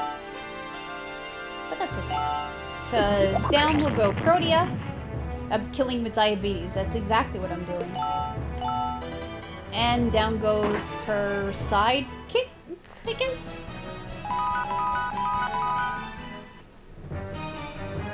Yeah, XP is divided amongst your party. So, even though we defeated Crotia, she saves us. And the reason she saves us is because, well, we took the dragon egg with us, and now we have a job to do. We have unfinished business. So in order to atone for our crime of taking the Firestone and killing dragons, we are going to be responsible for this cute little guy right here, who also turns into a puppet and joins our party. I'm not sure how that saves it, but apparently, plot device? Totally, plot device. But, well, we're good. We have the first stone, and now we're gonna go get the second one. But in order to get the second one, we have to make the suspension bridge work. So we gotta push some buttons. Normally, you'd have to go on a little bit of a side quest to figure out which buttons to push, but we ain't got time for that. So after fire area comes ice area. Who saw that coming? I sure didn't. Oh, actually, you know what I should do first? I should revive my puppet. So, unlike in other games where you can just revive party members with things like Phoenix Downs, the only way to revive your puppets is to have your grandfather fix them.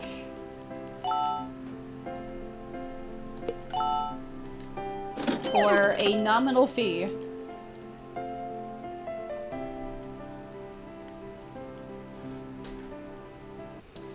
High Spirits did miss the best song.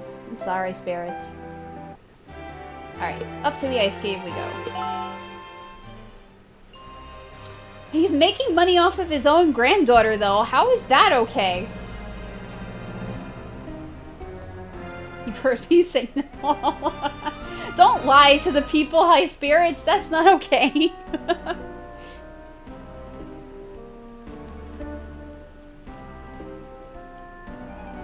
But Ice Cave is blue. Shocker. I know. It's totally surprising. But it is. Don't break your toys or else you have to pay for somebody else to fix them. I mean, it's a good life lesson because it's kind of true. So we come to this little town called White Snow, but like with the other towns, we're not going to stick around for long. We're going to go up to the Tower of the Nine Tails, because we hear that's where the Thunder Rock is.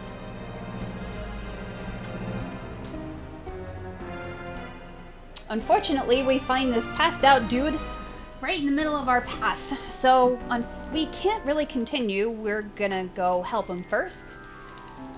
We find out that his mother has nine-tail fever, and the only way to cure nine-tail fever is to get the Thunderstone.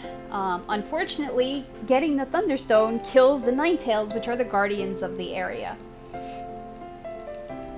So, which is basically what this dude explains to us. So we're gonna go outside and we're gonna talk to Albert, which is the dude in the green shirt. And he tells us about his mom, who's really sick.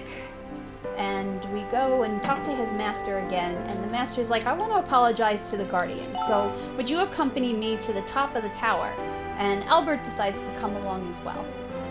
There's totally no ulterior motives. We're totally not going to take the Thunderstone. It's not a thing that's going to happen at all, ever. I'm going to also clear up. I'm going to save. And we're about to get one of the silly songs that we usually kind of sort of skip. At one point I am going to have to stop it because otherwise it will just endlessly repeat itself forever, and that will be the entire Questing for Glory marathon. But essentially the master is going to sing this song in tribute to the Guardians so that we can make it through the tower without being hindered. Easy job for you. No.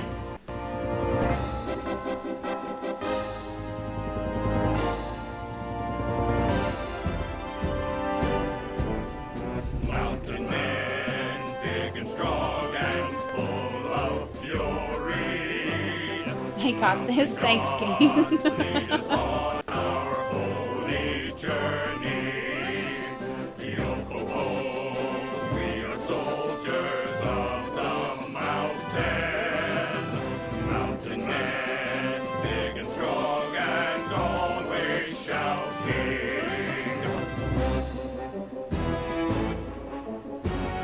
But yeah, that's kind of the song, and then it repeats itself.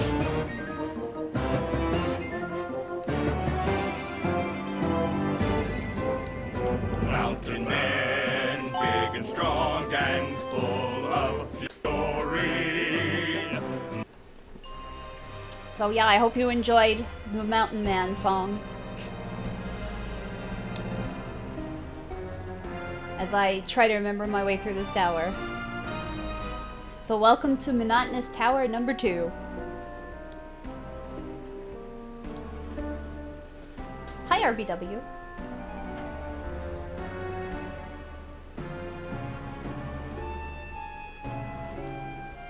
Alright, so it's a fairly tall tower, and if you actually come here without the two guys, you can't get to the very, very tippy top. No, you fail, game. That's not cool.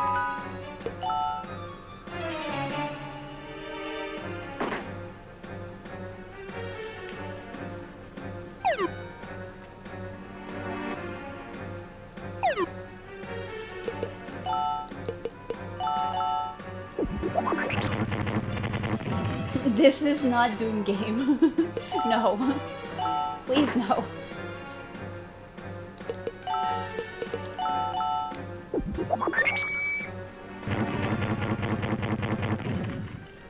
Again, Gabe wants us to have lots of levels as we continue along here.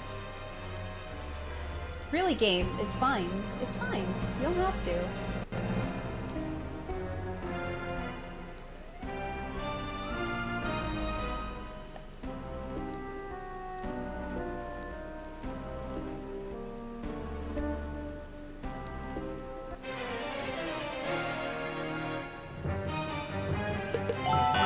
Oh, stop blocking me from running. I'm not high spirits. I'm allowed to run from fights. I mean, what?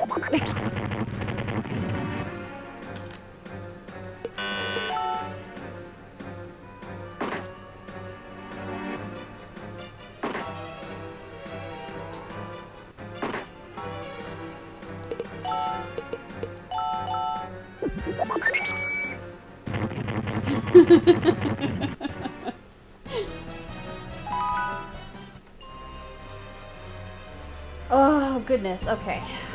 Alright. Alright. We're almost to the top, finally. Let's see how many more random encounters the game wants to give me before we get there.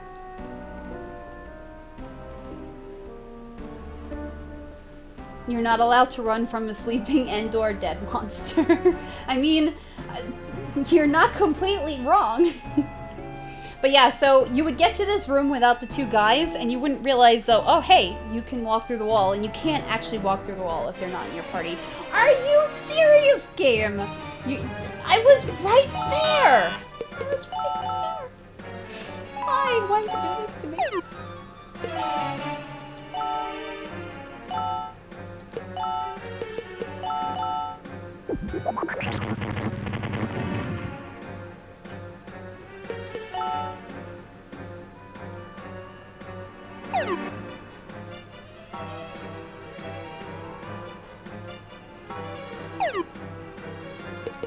You're not even doing any damage anymore at this point.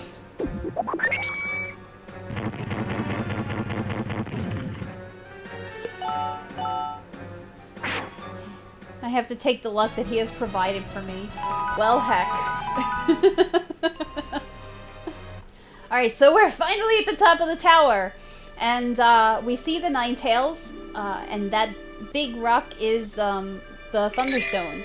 So the golden one is the Guardian, and Albert asks and pleads for the Thunderstone.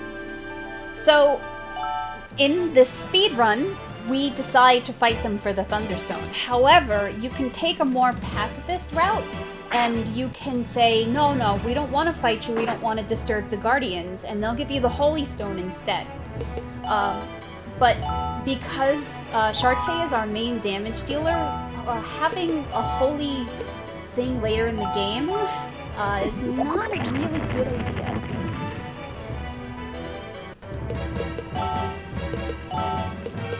So, aside from the fact that the fight will also give us some money for which to buy some powerful equipment later as well.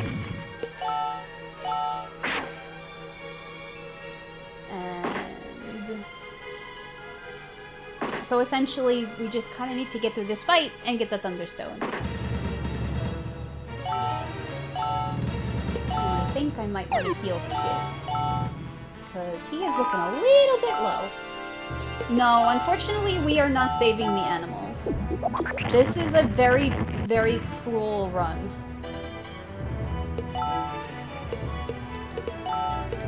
Yeah, okay. I'm gonna heal Kid so that he doesn't die again and I lose the experience on him.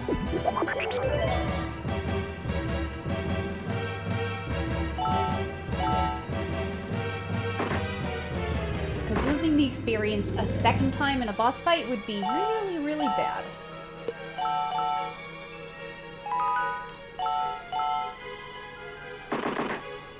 I'm sorry, little Ninetales. I'm so sorry. Yeah, this is pre-Disgaea stuff.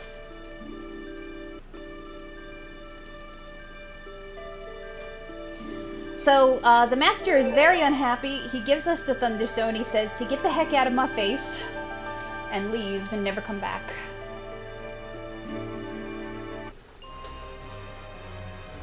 Crotia is very disappointed with us. Feels bad. But, we saved Albert's mom? Yay? I guess?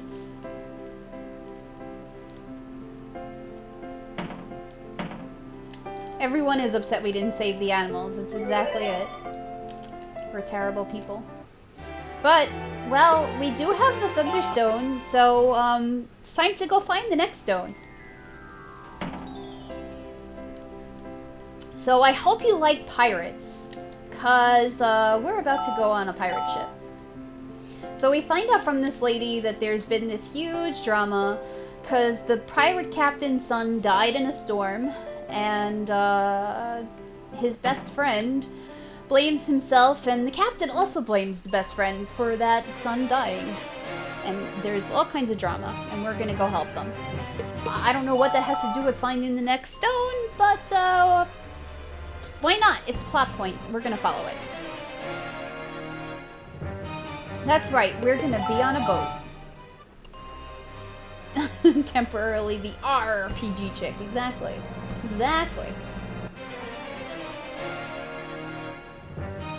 Hi Mike, how you doing? No, we were running from stuff! We were running. Why you take this away from me?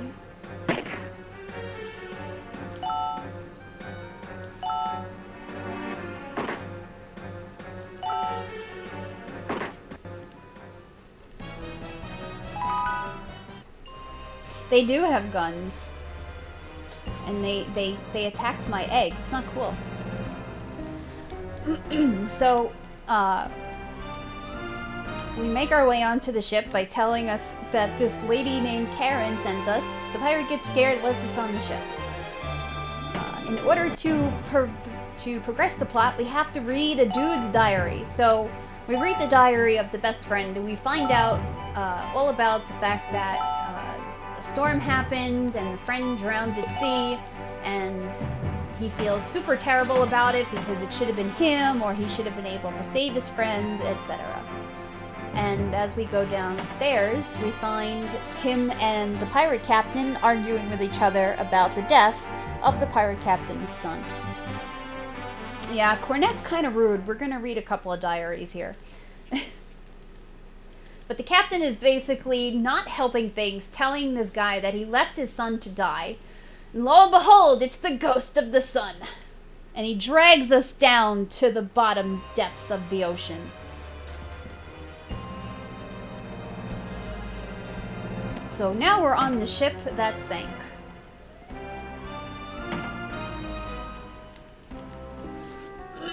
But apparently, when this ship sank, the pirates were looking for the water stone.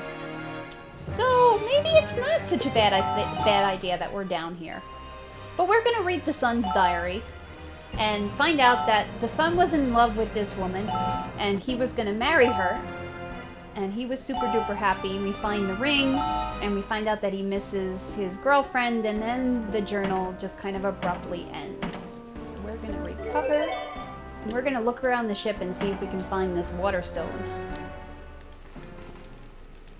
Unfortunately, we don't find a water stone, we find Gao. And we also found out that she has swam all the way down to the bottom of the ocean. So Gao is kind of the muscle of the three girls, and it's very amusing. She's very cute. And she's gonna try to beat us to the water stone, so we gotta get there first. I know, I'm sorry. We ignore all the treasures.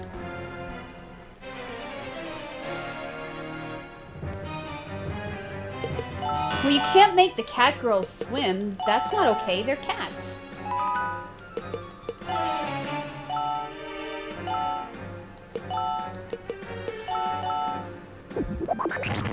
Yeah, Gao is a dog girl. So, no making cat girls swim in this game. Cats don't like the water.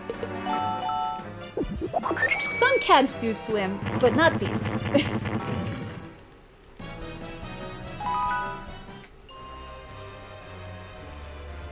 Alright, I'm gonna save just in case.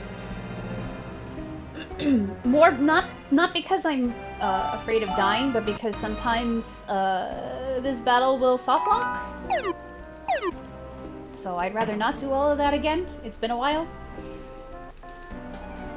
So we find these two looking for the ghost of the captain's son. And he comes out, and he's basically in ghost text telling us that their guilt is keeping him tethered to this ship. And the guilt is so terrible, it's manifested itself into the spirit of an evil painting, because now we're Final Fantasy VI.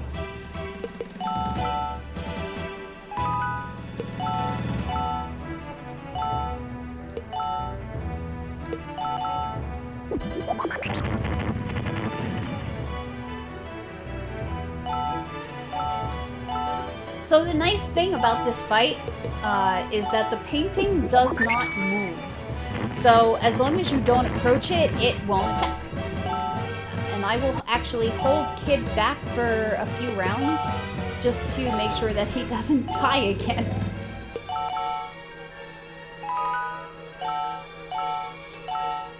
And we're just gonna blast it with some magic instead. But this is also another reason that you want to have Shartae in the run, because, well, Pirate Ghost is undead. Holy is good against undead. So it works out very nicely.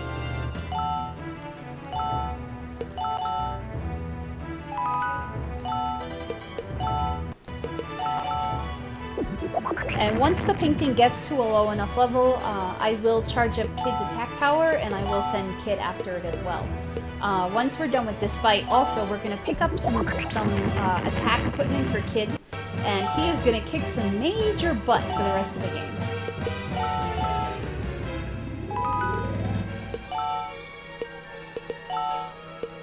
And unfortunately, Elkrin is out of magic, which kind of stinks. But that's okay, because we're almost done.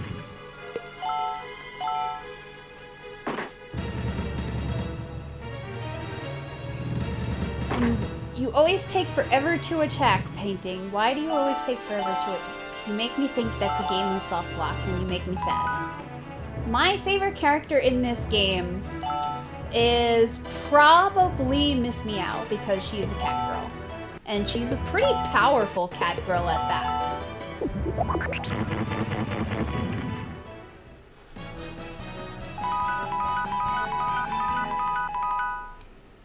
But we have defeated the evil painting. And in the course of defeating the evil painting, the sun's like, no, I'm not bitter. I enjoyed my time. I have no regrets. It is not my friend's fault that I drowned. Please let go of your guilt so that I can pass on peacefully. And they do. And they're magically teleported back to the actual ship. And they think it's a dream, but it's not, because the pirate has the water stone, which he gives to us as thanks for freeing his son. So 3 stones down, 2 stones to go. Exactly. Please let go of your guilt so that I may rest in pepperonis.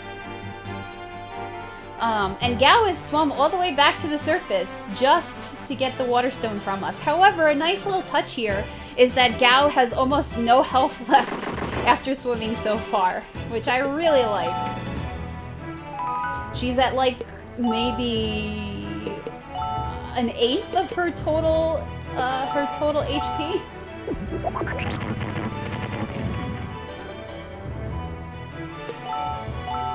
But yeah, so she goes down really easily, which is very good for us.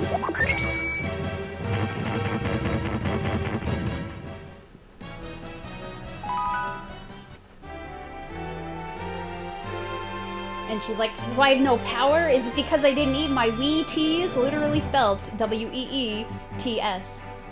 And now she's gonna swim all the way back to shore, because she's weird.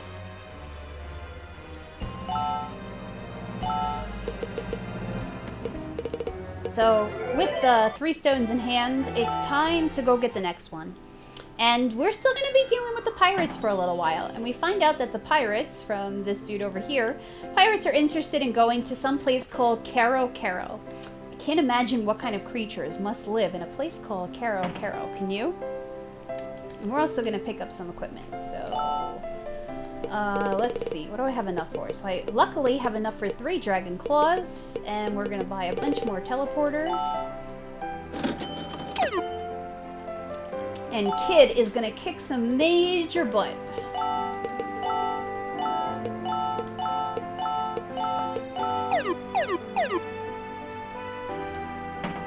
So since we were kind enough to help the pirates, we're gonna go back to their ship and they're going to graciously take us to Caro Caro.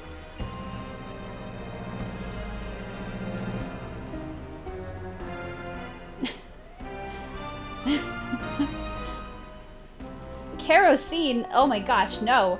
Do you want to go to Caro Caro? Yeah, I want to go to Caro Caro.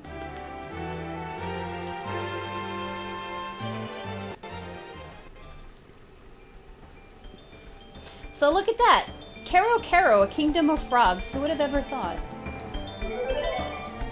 But we find out that these frogs are being plagued by some horrible fish.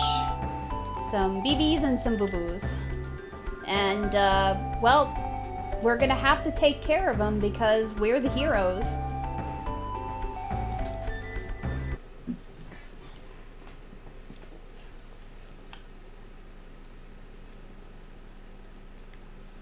To take care of them.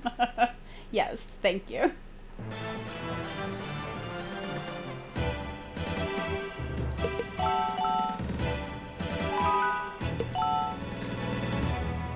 So this is actually kind of an annoying fight if you don't have magic users, because, well, you can't walk on the swampland. You can only walk on the branch bridge here, and it makes it really inconvenient.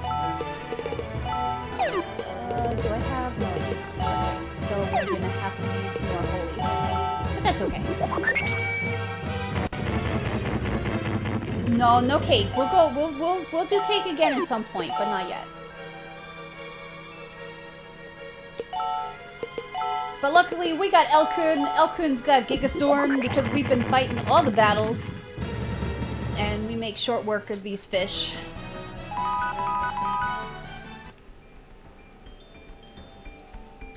So with the fish down, we're gonna make our way through this cave to see if we can find out where the next stone is. Which is actually the Earth Stone.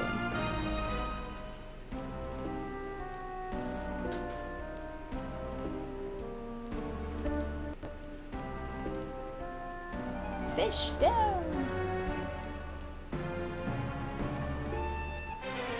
Hey, we were doing so well, game. Why? Also, those creatures are super cute. A lot of the monsters in this game are way too cute for their own good.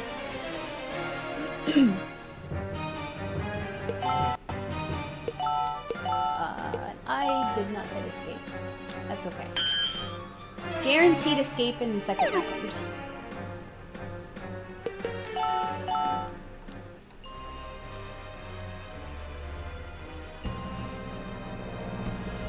Alright, so as we get to the guards here, we find out that our bravery has preceded us, and even though we saw nobody else pass through this cave, the king and his court know that we defeated the evil fish, and invites us to a banquet. I hope you're ready for more Breath of Fire 2 references, because I sure am.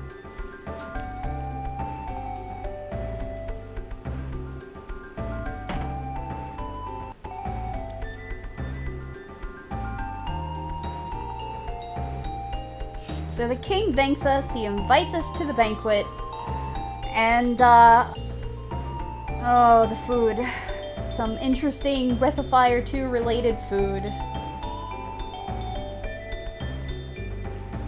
No, luckily we don't have to wear Elkun here. So, the first course is mosquito soup. And Cornette is so freaked out by it that she passes out. We wake up long enough to say, yeah, we love it, and then we get served the second course, which is flies. Not golden flies, but flies. So it's unfortunately just close enough. And the frogs decide, we're gonna sing our song for you, so enjoy the frog song.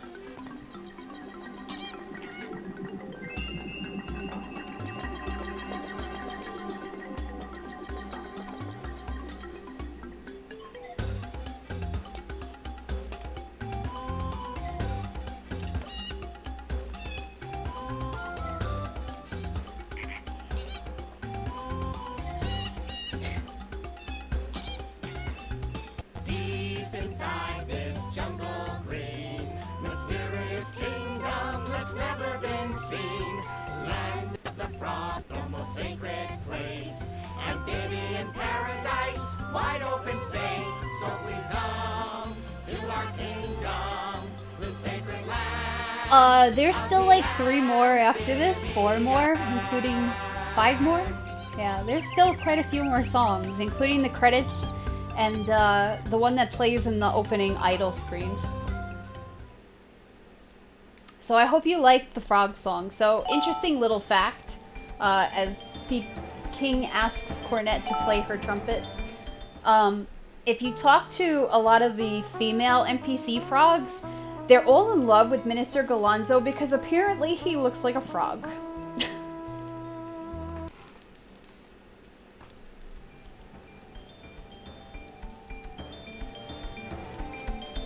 But, we're hungry, we didn't eat any of our food. The king tells us to just enjoy, relax, and stay here for the night. They're not wrong. They're not.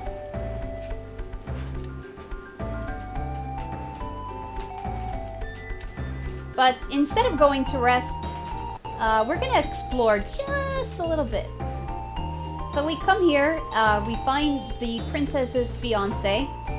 He's like, oh, well, people underestimate me, but I know I can win the princess over. And then we come back to another cutscene with this blue frog that we just saw singing. So, technically, this frog is only a commoner, just an entertainer. He should have left as soon as the song was over. And it turns out the princess knows this frog.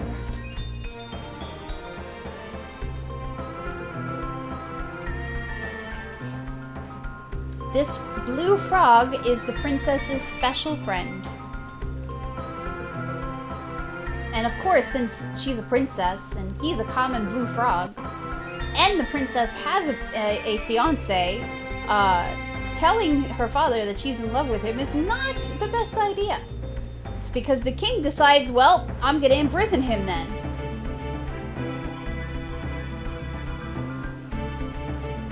But the queen comes up with an idea and decides, well, if this frog is strong enough to go retrieve the Earthstone, then you should accept him as your daughter's husband instead. So that's kind of the deal, is that this poor blue frog named Michael has to go get the Earthstone in order to live and not be imprisoned for the rest of his life. And the princess is in a panic because the Earthstone is guarded by a centaur, a frog tour to be more specific. And seeing Cornet, she's like, oh, please, please, please, you have to help Michael. Help him get the Earthstone because he will never survive by himself. You were brave and you defeated the fish. You're wonderful. Please bring my love back to me. So we agree because, well, we want the Earthstone too, to be honest. And we're gonna go get it.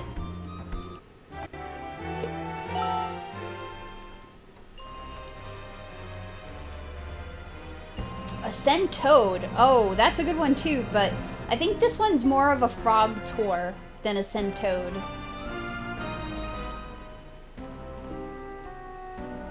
Also, this is one of my favorite dungeons because we pretty much just go north. So yeah, there is the frog tour.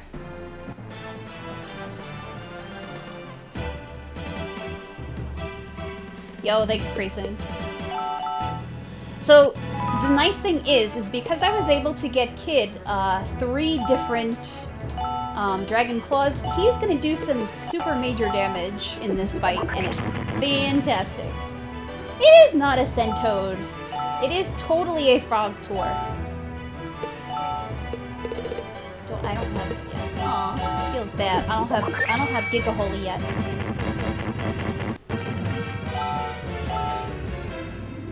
So yeah, 345 damage. Oh, Kid, you are the bestest. Oh, good. Single attack was what I wanted to see. So sometimes the Frog Tour will cast an AoE spell and do lots and lots of damage.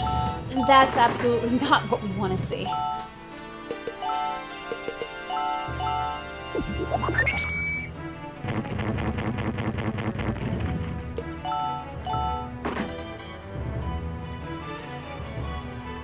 But we're gonna beat him and his little toadies. And will be fine. We'll have an Earthstone at our disposal. We'll save the princess's boyfriend. It's gonna be great. It's gonna be fantastic.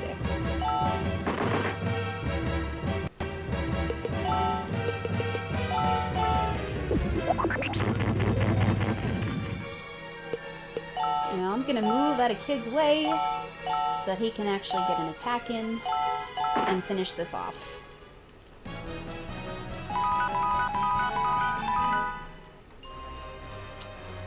Cornet is too good at tooting her own horn. I mean, again, you're not wrong, Chad. You're not wrong.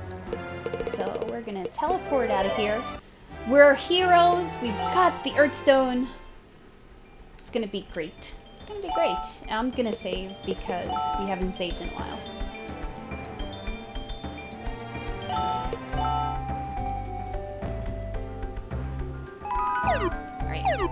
Alright, let's go be heroes.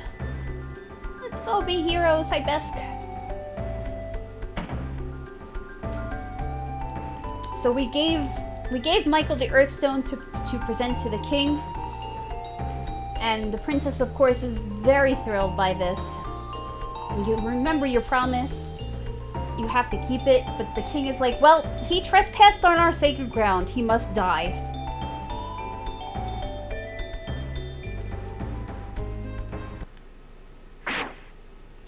And that's where Disney got dark.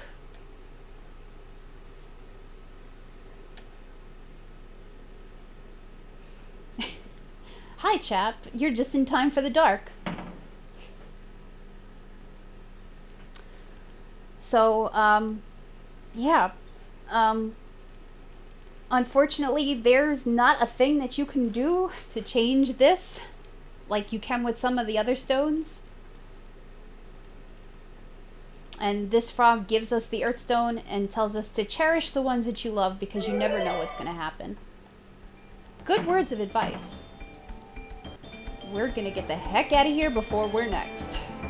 Yep, they just killed him. But unfortunately, there is nothing we can do. And we have one more stone to get.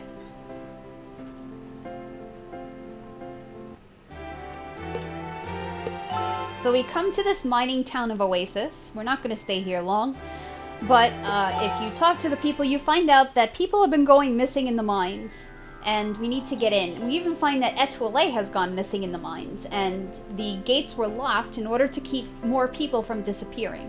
Unfortunately, the dude with the key was kidnapped by the cats. So we gotta go back through the woods again. You thought we were done with the woods. You're adorable. We're not done with the woods. We're never done with the woods.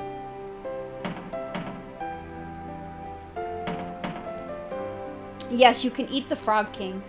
Luckily, the cats don't really care too much, so they're not going to fight us today. They're just going to let us take the guy and get the key and go save Etoile. Sure, that's totally what we want. We're not going down there for the last stone or anything. Nah.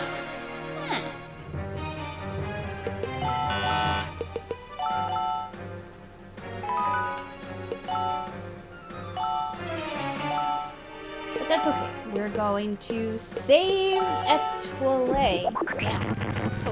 Totes. Nope, no escape for me. Never any escape from me.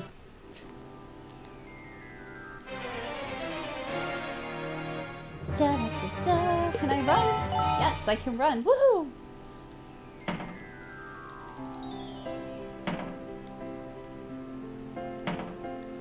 Come on, game. Come on, game. Yes, okay. Now we can teleport.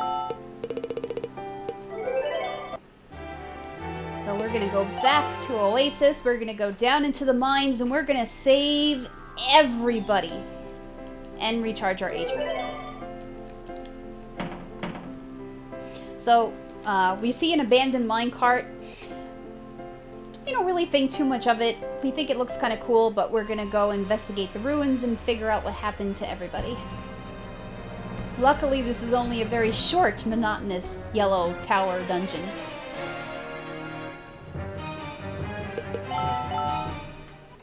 Aw, game, you let me run again. That's so nice of you.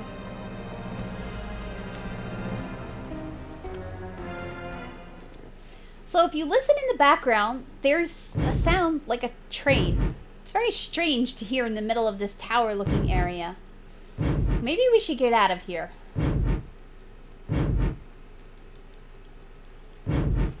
Unfortunately, we're too late. And we get gulped up by a giant worm. And apparently the worm ate a train, and that's where all the people that got eaten are living. They are the people of the train. NPCs, get out of my way. NPCs will get out of my way. Thank you. I got totally NPC locked. They're better at keeping me on the train than the ghosts are, heck. But yeah, we find Etoile down here, and she's kind of given up hope because the people of this train town don't really care about anything. She's like, go talk to them for yourself. And assuming they don't block us again, we're gonna talk to the elder. Is like, why would we want to leave? This is a great place to live. But we need 2 people at least to go fight, because the 2 left heart and right heart have to be beaten at the same time. But we're gonna give Etoile courage by singing to her.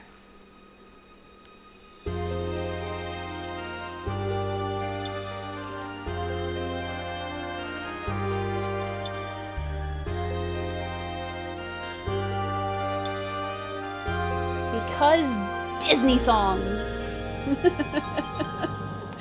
No. Why am I always feeling down? Why am I always so afraid? Why have I given up hope? The little green and yellow dolls just kind of give you hints and stuff. Or say random stuff. It's okay, you can say I'm afraid to, in the same way. I give up hope, I just can't cope, can't give my all much longer. You're not alone, so just hang on. You must try to be stronger. If Working Designs did a musical game, it wasn't that Silver Star Story. You can turn your life around. That's the meaning of true courage. So please remember. Don't you ever give up trying. Be Yup, the name of the game is definitely a musical adventure, so... Fly to the stars. You can have hope for tomorrow. So let's hold hands with one another. We can both take one step further. Dreams No can offense come true. taken. No offense taken. Find the hope that's deep inside. Find your strength that keeps your dreams. There's actually a good reason for that, Gangrel. So, Etoile agrees, tells us to wipe that stupid grin off our face, and says that she'll fight alongside of us.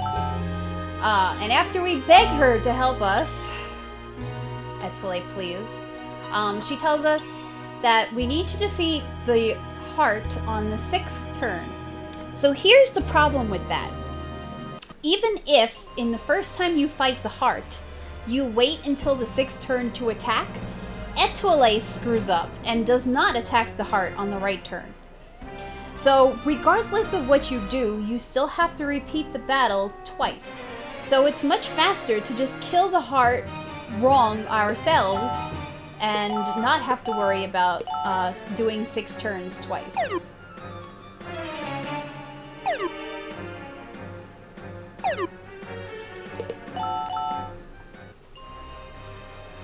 Boop, boop. Alright, so up to the right heart we go. We're gonna fight it once. Her dad is dead. Her dad died many, many, many, many years ago. That's her grandfather. Her grandfather is unfortunately not in fighting shape. And she must rescue her prince. That's fine.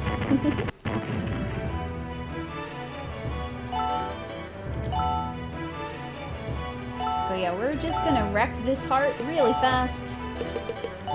There's no reason to take 6 turns if Etoile is just gonna mess up anyway. Spoilers! Just wait. Just wait. It'll come up. It'll come up. So Etoile comes in to yell at us that we did the wrong thing. And now we have to go back and talk to her again so that she can tell us that we're terrible. I'm sorry, Etoile, but you would have messed up anyway, and then still told us that we were terrible. How fair is that? I mean, seriously.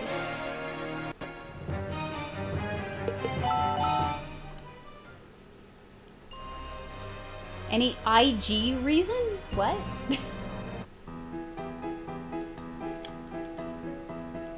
So yeah, she literally just says, you suck. But we're gonna try this again and make sure you kill it on the 6th turn. But yeah, you're supposed to kill the 2 hearts at the same time. So by waiting for the 6th turn in the 2nd battle, you get to kill the left heart, which is what Etoile is attacking, and the right heart, which is what you're attacking at the same time, so that you can kill the center heart. That's basically how this is supposed to work. But unfortunately, no matter what you do in the first time around,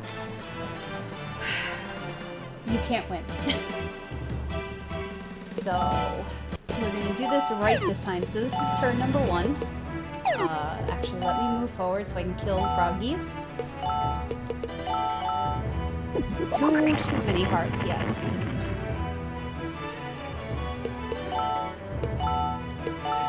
Turn 2. Turn 3. 4. 5. By the way, the heart can't move, and finally 6. Now we can kill it.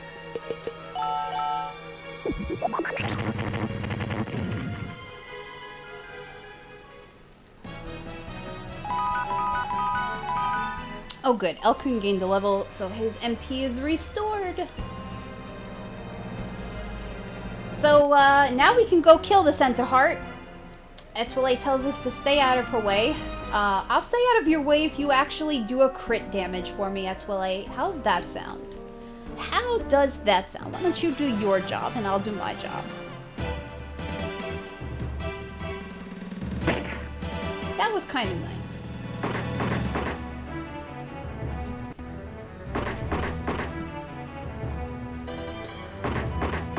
So we have to, unfortunately, get rid of these little queen bees. And Cornet's horn does not work on Etoile, unfortunately. That would be kind of neat if we could bolster up Etoile's attack power as well. But we can't. Do I have Giga Holy yet? Yes, I do have Giga Holy. Sweet!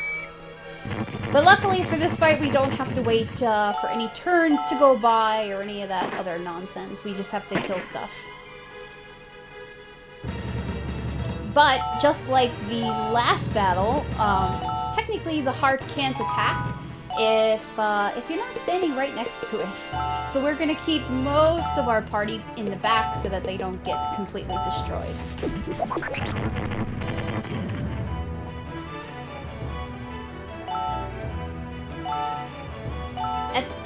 Princess Bubblegum has nothing on Etoile, I'm sorry.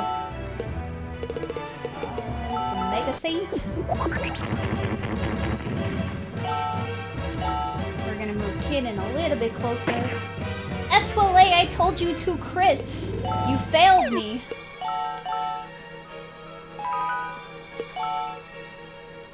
A little bit closer so that we can Mega Lightning.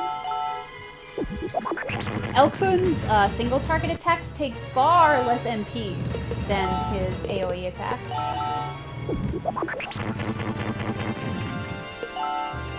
Alright, Kid, do some damage. Thank you. Etoile, you didn't crit again. You know, you're not being very helpful here.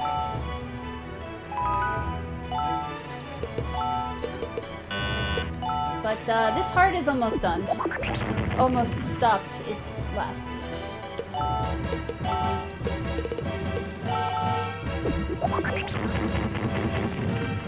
And Kid will take care of it, thank you.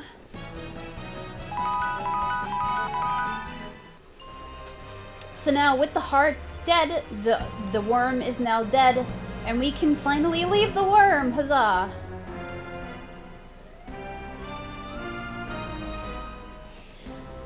Of course, when we get back to the train, we're gonna find Etoile bragging about how she did all of the heroic deeds and saved Cornet, who was crying in a corner. Because, well, it is Etoile after all.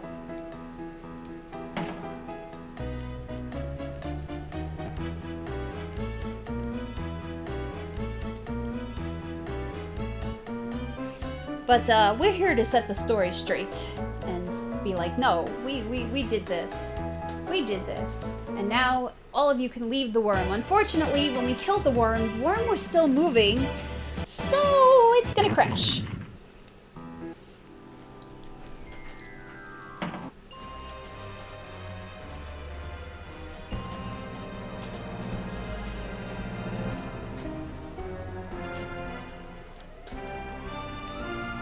So, last monotonous cave, I promise. So that we can get the wind stone. I did, I crashed a worm. I'm pretty talented.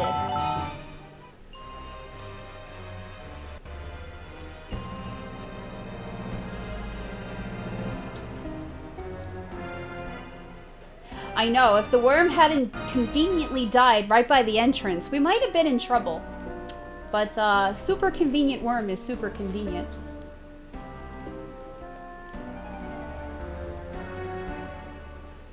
A never-ending cave optional dungeon? I think there's a couple of optional super long cave dungeons. And some of them have to do with that quest to get the Death Bunny puppet.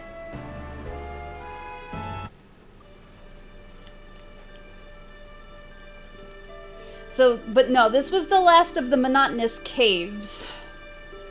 Sort of. That we haven't already traversed through. We will be going back to the underground part of the palace again one more time now. So we're gonna say no, we're not gonna be greedy and grab all the money. And luckily, by saying no, we're going to be good people, the Windstone presents itself to us and we don't have to do a fight. And we're gonna get the heck out of here. So with all of the stones in tow, we can finally go back to the old dude and he can tell us what we're supposed to do with them. Unfortunately, Miss Meow is waiting for us to take all of the stones at once because she is the smart one. Miss Meow is the best, Miss Meow is beautiful, and Miss Meow is selfish and immature. Thanks, cats. You are perfect descriptors.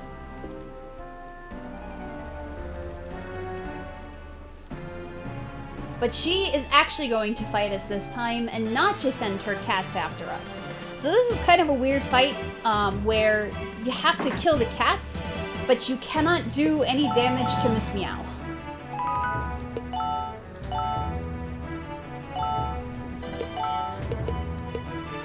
Also, I'm very sorry if you hear any of my cats in the background.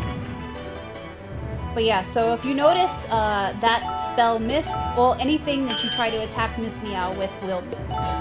So now we're just kind of waiting out the fight to end, and it will end probably after one more round, I think we got left. Yep, there we go. So even though she didn't get knocked out, Cornet is for some reason knocked out. And Kururu comes to our rescue and, wow. Hi Kururu. How you doing there?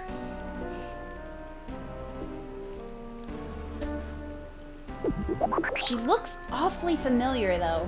Like, I could swear I've seen a lot of statues that look very similar to that. Luckily, we don't have to go through this entire dungeon. We can shortcut teleport.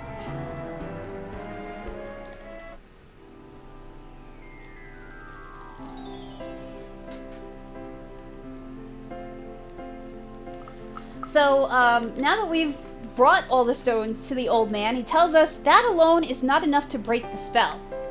And Cornet's not happy.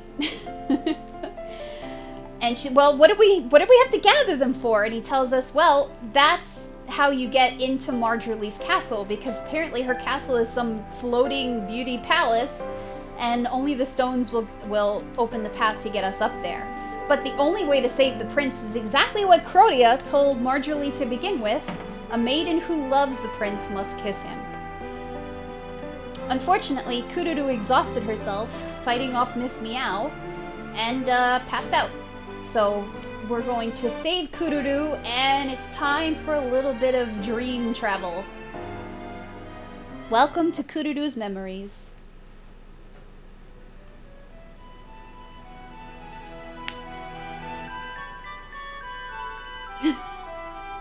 Nobody loves the prince. What do you think Cornet is doing all of this for? Yep, we FF7 now. So, in Kururu's memories, we see Tiny Cornet with a not alive Kururu puppet, and Cornet's mom, who looks awfully familiar. Cats, if you unplug my capture card, I will destroy you.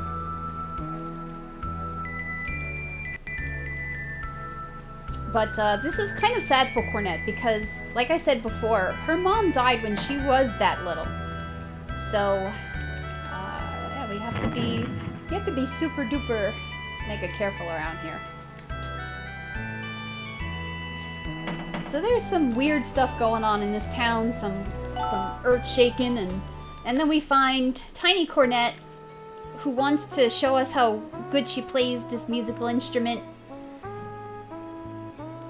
Thanks, Tiny Cornet. You're the best.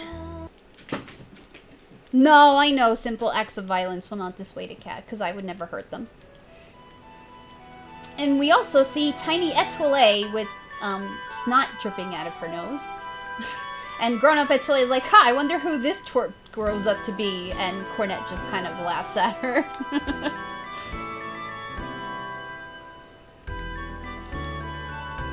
But they're going off to play. We're gonna go find Sherry, who is Cornet's mom. And we're gonna get a small partial song here.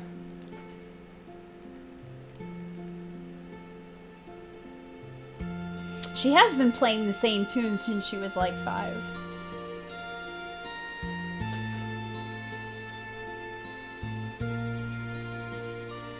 Yes, unfortunately, I can't words. That run, the runner is not able to make that run, but we do have 2 awesome runs in its place coming up next.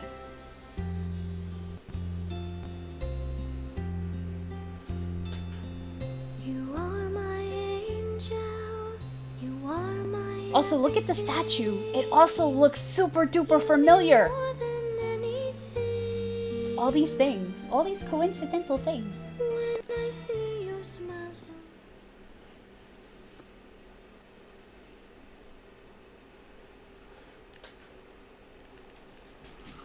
So Sherry tells us that this was a lullaby that she used to sing for her daughter, which is probably why Cornet remembers the melody at all. And now that the earthquakes are getting worse, Sherry's getting kind of worried about her daughter. She doesn't really know where she's gone, so we're gonna go tell her where she's gone without knowing where she's gone. Actually, I should talk to Tiny Etoile. Let's go talk to Tiny Etoile. NPC! Do not block my path. I will end you.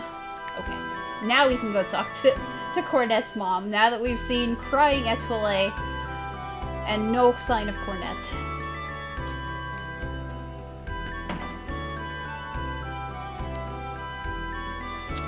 And we tell her Cornet's in danger, and our grandfather asks us to go and check up on them because, well, Sherry gets kind of crazy when it comes to her daughter and protecting her. So we're gonna go back, we're gonna help out, we're gonna find Tiny Cornet. Because how can we exist if something happens to Tiny Cornet, right? And lo and behold, we find out that Cornet has gone into the underground that Kururu showed us at the beginning of the game. And I forgot I talk to you and then talk to you. Okay, let's go. so we gotta go through, but instead of going up through the toilet, we're not gonna do that again.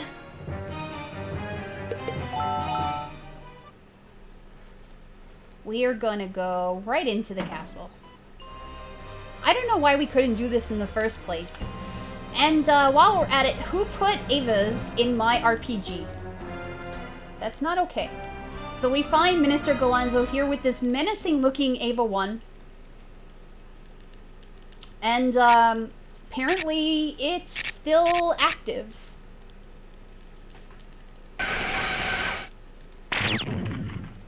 And Cornet finally remembers that it wasn't an accident that killed her mother. It was this thing. Hey, it's been a long time since I've seen Evangelion, so it's Ava 2, my bad. I haven't seen Evangelion since I was in college. That was a very long time ago. But even though this is a dream, Cornet decides, I'm gonna defeat this robot because I want some vengeance from my mom.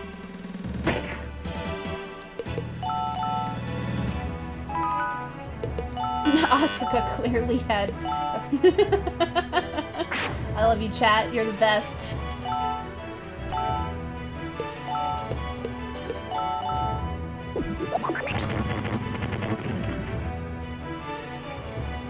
Okay, you're a little bit older than me, and I'm sorry.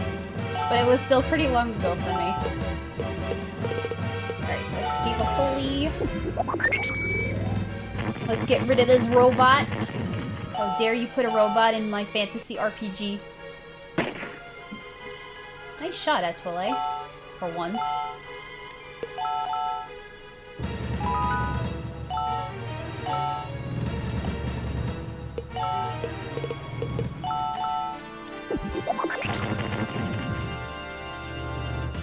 My inner German, unfortunately my inner German language does not exist.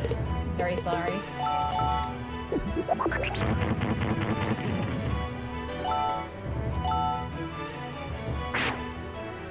Ooh, nice shot, kid.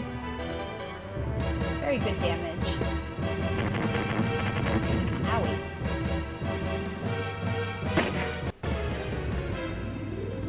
Well, that's why we have Shartae, so that we can heal up and not die in the next round.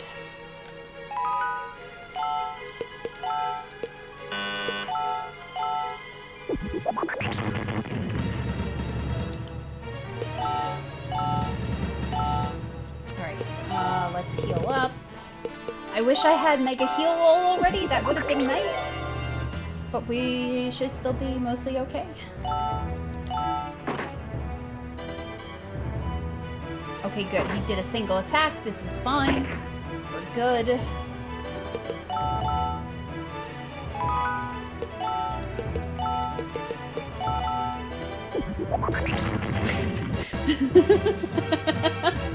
Wow, I feel called out, High Spirits. I feel called out.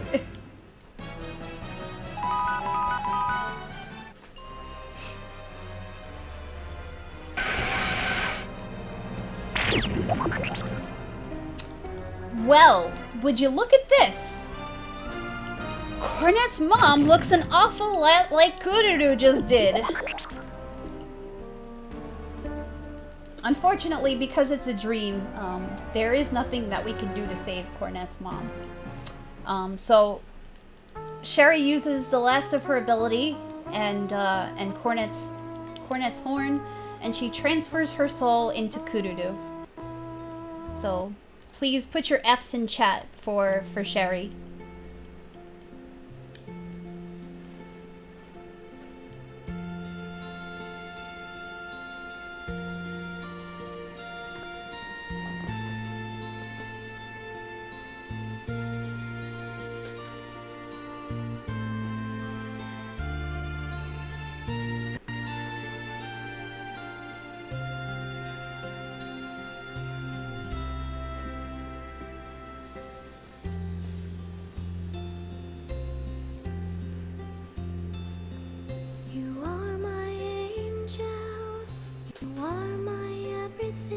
It's really bad that we don't get to hear the full version of this song.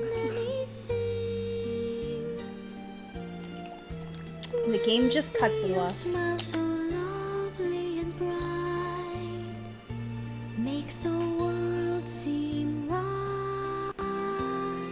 At times you can act like such a little girl, but in my eyes you are the world. No, I wish they're you not health and Ariel. happiness for all time, and may the world be kind. Whenever you are feeling down. So yeah, all this time, Kururu has been watching over us as the spirit of Cornet's mom.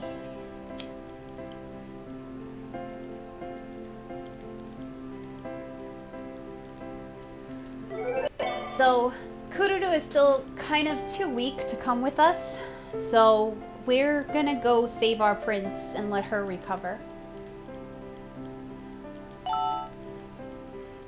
Yes, Kururu is Sherry.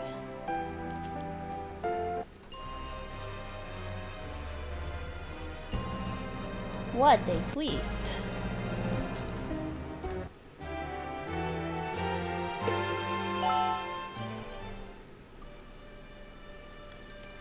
So now that we have all of the stones, we're gonna activate the pathway to Beauty Castle, which is gonna be the final dungeon.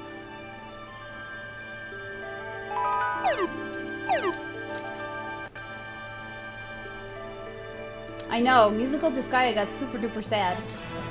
We have to fight the Dragon Guardians of all 5 of the orbs, because plot.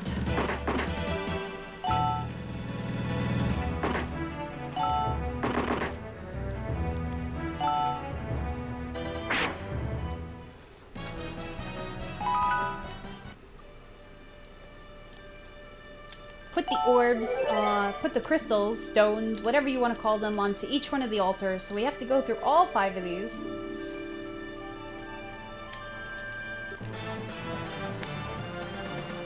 I know, other saves spoiled everything.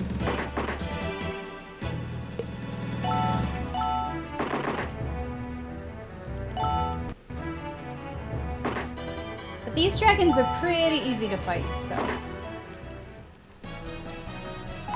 They're not even final bosses. So thunder is up, wind is up.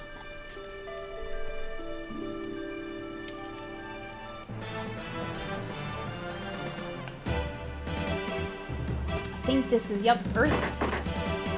I don't know why I don't know why it's yellow, but whatever.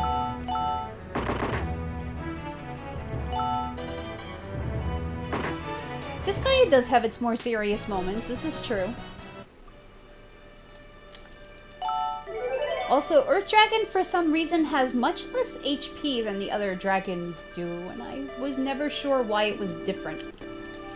Fire Dragon, and then lastly will be the Water Dragon. Breath? Nobody told you to use breath attacks? That's not okay. I didn't say you could do that. This is a really neat little game, and like I said, there's a whole bunch of side quests and other dungeons and plot and story that you can go through if you're so inclined. And it's just heckin' adorable, and if you prefer Japanese singing, you can do that too. You can change between English and Japanese at any point during the game.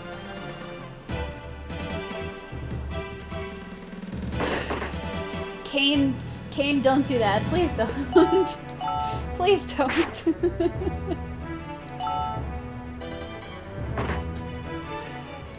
You'll invite the wrath of Bowie. No. Nobody's ever really run anything except for any percent. This is just kind of a meme category that I love because the music is adorable. The subtitles are written in English. It's just for the sake of people who still want to follow along. But yeah, so we see the minister is here with Marjorie. This does not bode well. But Marjolie's like, hey, clean your shoes with my tongue. Wait, no. Well, I hope somebody clipped that, because that was good. That's what I meant before, where I say silly things, and yeah. Shoe licking, absolutely. There is my silly thing per Rhapsody game. I hope you're very happy.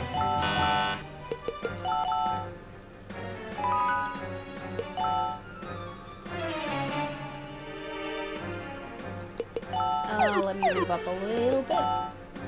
Really? That says, Elkun, your range stinks.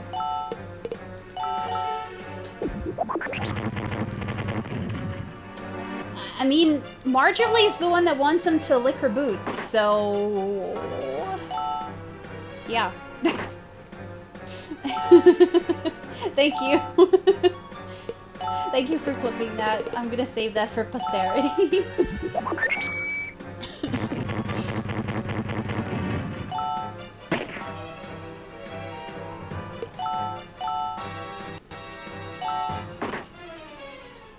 The only good thing about taking these fights is that they are worth quite a good amount of experience. But this is the final dungeon. But we do still have a couple of more songs to go through, so it's not over yet.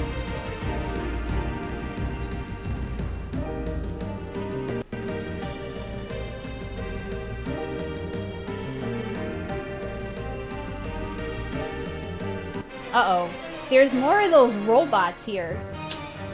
That might be why the minister is up here. It's very suspicious.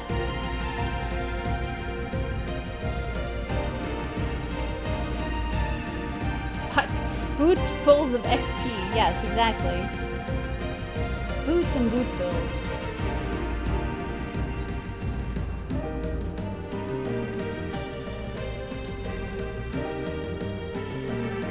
Alright. Okay. We are at the top of the castle.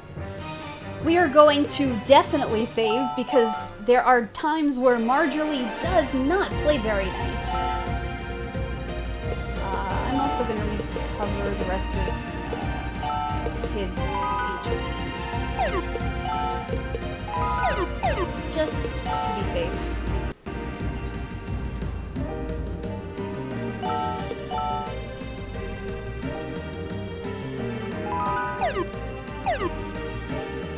Huh. Even with all that fighting, I'm one level less. Interesting. But yeah, so, we're gonna take the prince. There's nothing you can do about it, Marjorie, except maybe kill me, and that's why we safety saved.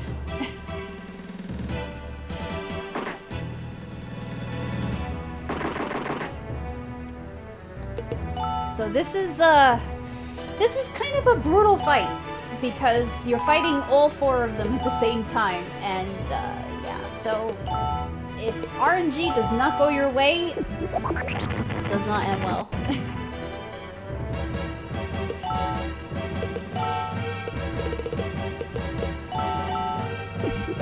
We want to get rid of the sisters as quickly as we possibly can, because they can do quite a good amount of damage. I'm gonna get rid of Gao here. Oh, that's not good.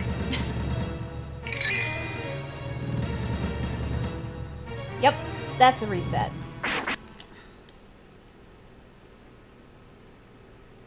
So that's what I mean by the queen sometimes does not play very nice.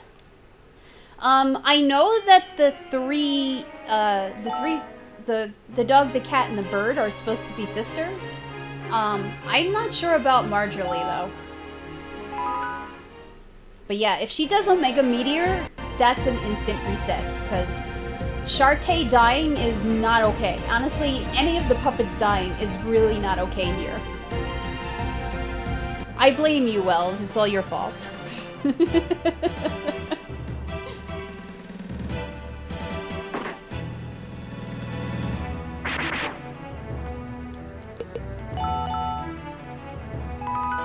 Yes, this is an Atlas game from way back in the day. Okay, let's Let's hope for a little bit better RNG. Come on, Wells, you know I had to. Hey, Felly.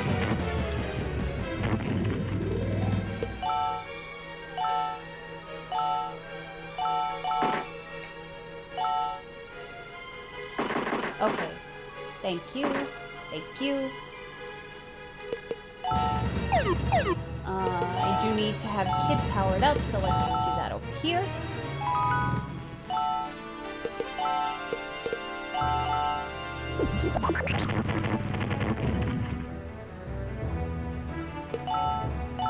And we're gonna save to heal.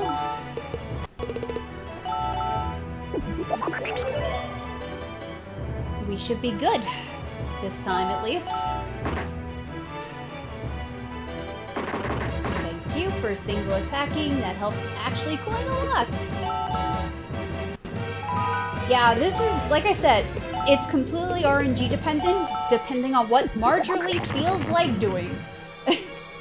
So she can be really, really nice, or she can be really, really mean. I'm gonna make sure Kid is tapped out, because I don't want him dying. It's a long set of battles if Kid dies.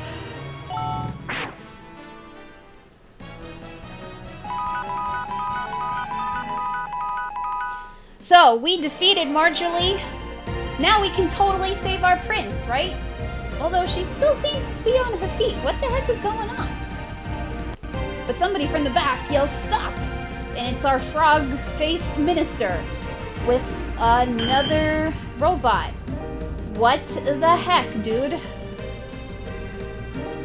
Marjorie is like, "Ha! You're no match for me!" She's actually pretty powerful when she wants to be, but, unfortunately, she's still Marjorie.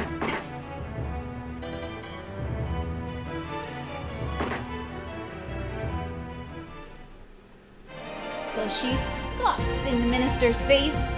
She gets ready to yield a final attack and blows herself up. 'Cause she's Marjorie. Yeah. Thanks, Marjorie. That was not helpful. And the nice thing is I can actually save after the Marjorie fight, so I don't have to do it again. Alright, you know what? It's time to get revenge for our mom. We're gonna beat you and your robot.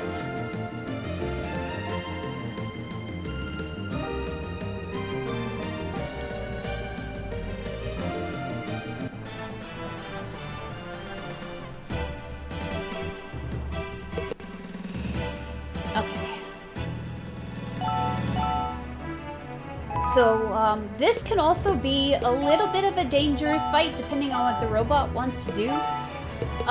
Usually, though, it's more of a longer fight, depending on what the robot wants to do. So, just like the red unit, this one has AoE, and it has single attack.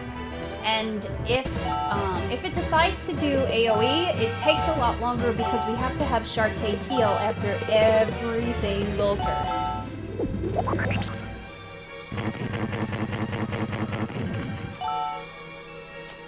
And he decided to do AoE. Dude, you suck.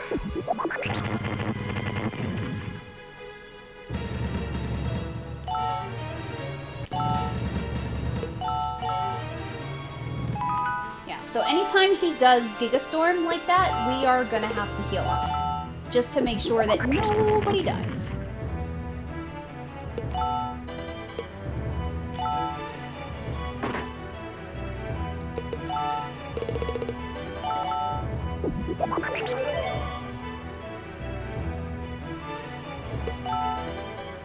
Also, I'm sorry, High Spirits. I'm sorry I'm sorry I died 8 minutes into the run.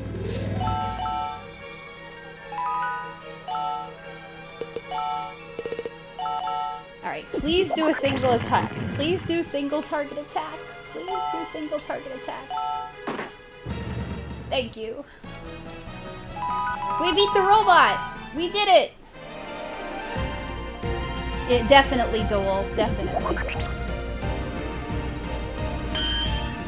What the heck? We can't do this alone! Luckily, Kururu and Etoile are here to save the day.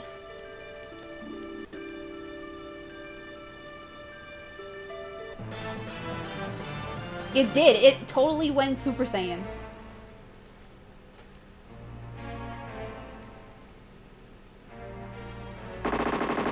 So, yeah, Super Saiyan Eva. Yes! Nice crit, Etoile. I love when you do that. I love it!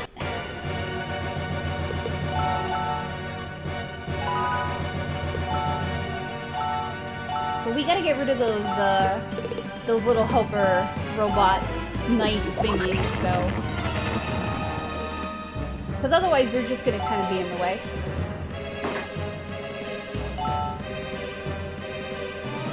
But we want Kid to do as much damage to this unit as quickly as possible. And we're gonna have Shartae finish off the other two, so let's do that.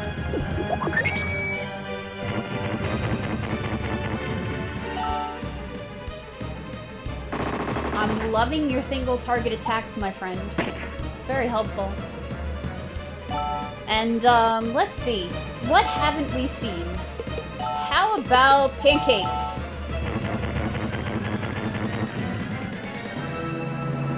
I hope you enjoyed pancakes.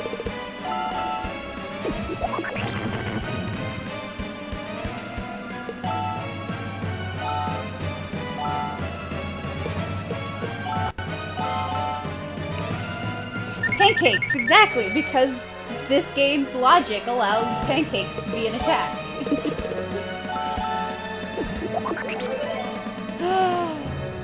Somebody doesn't like pancakes? Blasphemy.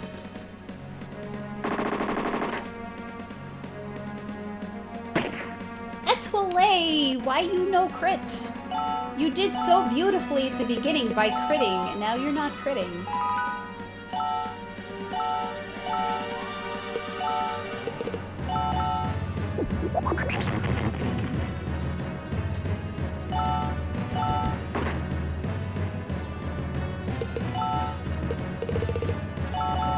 Alright, we need to keep her alive because we need to make sure that she can heal.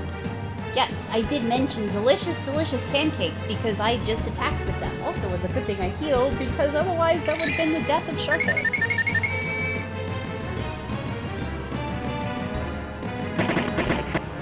Yes! Nice crit. Very nice, thank you. You finally did something useful, Etoile.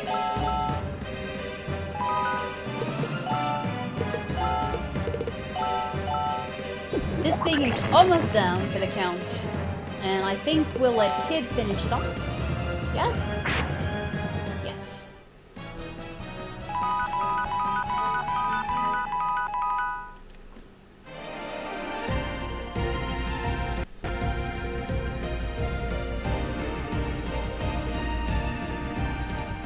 So we defeated the evil robot, but we're not gonna let the minister get away. The three sisters will take care of him for us. Thanks, ladies. You forgot something. Okay, bye.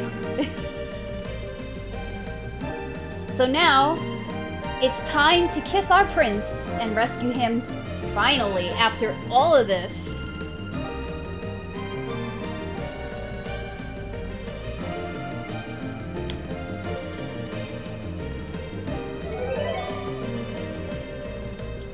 Crepes are delicious, by the way. So, even though we've rescued our prince, we're feeling kind of awful about all the terrible things we've done. Like killing the Nine Tails and the dragon and all that other stuff. But the prince is like, no, no, no. Are you gonna make one more person unhappy? I want you to be with me.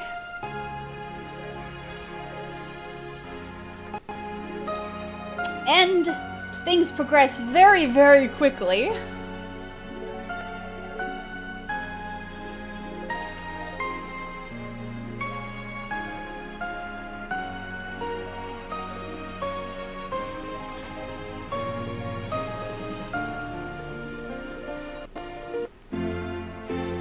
And technically, if this was not all songs, I would call time on the balcony, but we still got songs to play.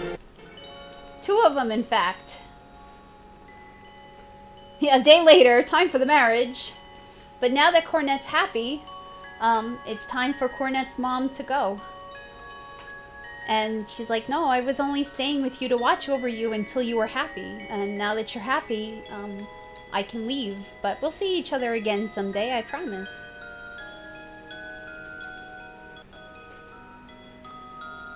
So, for reals, Bible thumps for Cornette's mom.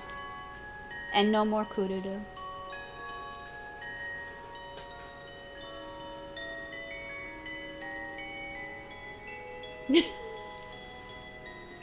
Wow, Kane, wow.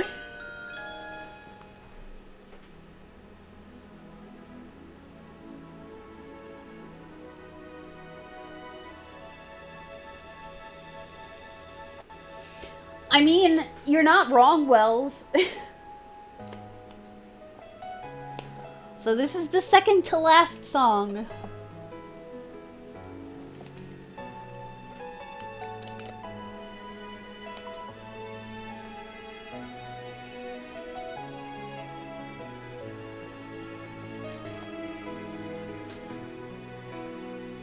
Thank you, my love. But while this is going, no, it's not. We're going a little over because of my spectacular opening. This is all songs, and we technically have 2 songs to go, so. But yeah, so while this is going on, thank you to High Spirits and the guys for letting me run this here at this marathon. If you haven't played this game and you want to play it casually, I strongly recommend it. If you're looking for a starter RPG speedrun, I also kind of recommend it because there's no crazy frame perfect anythings that you have to deal with. You just kind of have to remember how the menus and stuff go. And for those of you who extended the fact that you missed me streaming, thank you, I love you. It's hard to stream when I'm working.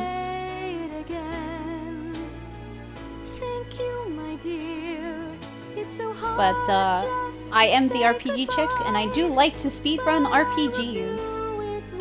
And I've been working on a new one, actually, so be on the lookout for that. Do I know where you can find this game? Probably on eBay for a lot of money.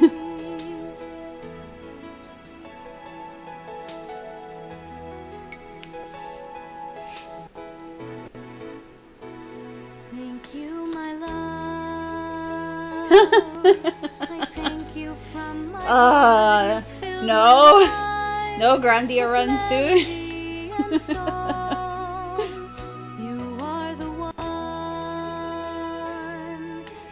But yeah, so, as we're going through the last couple of songs here, just a heads up, this marathon will be going on all week, and I strongly urge you to not sleep and just watch everything, because there's a ton of fantastic runs coming at you throughout the rest of this week. Coming up next is going to be Genesis by Crow, who is also does really fantastic commentary. So definitely stay tuned for that.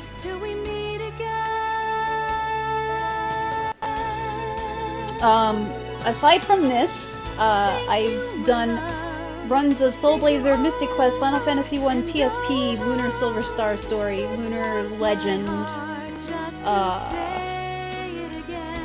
Legend of Mana. I did one Dragon Song run. I've even done a Darkwing Duck run. I'm not very good at it though. And Shining Force CD, which I also haven't run in a long time, and Mystic Quest, which has gone down into a very dark draw, because I'm not taking that out for a long time.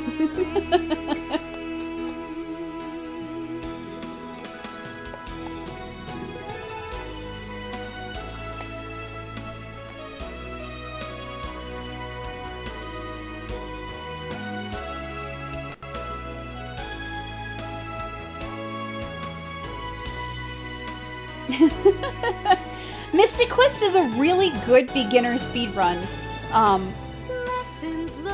The only problem with it is it's not a good idea to grind for it.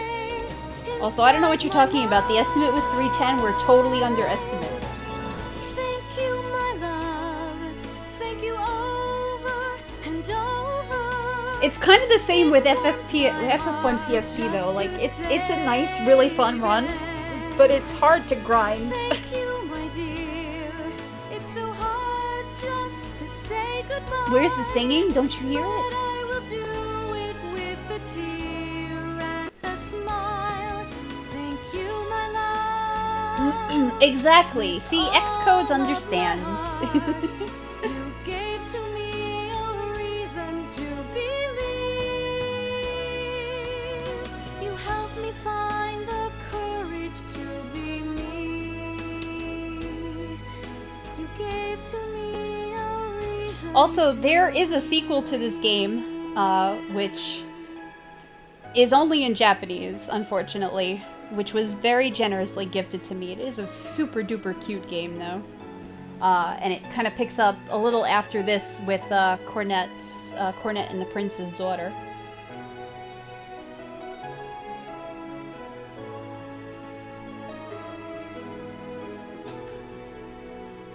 Thank you, Kururu. Thanks, Mom.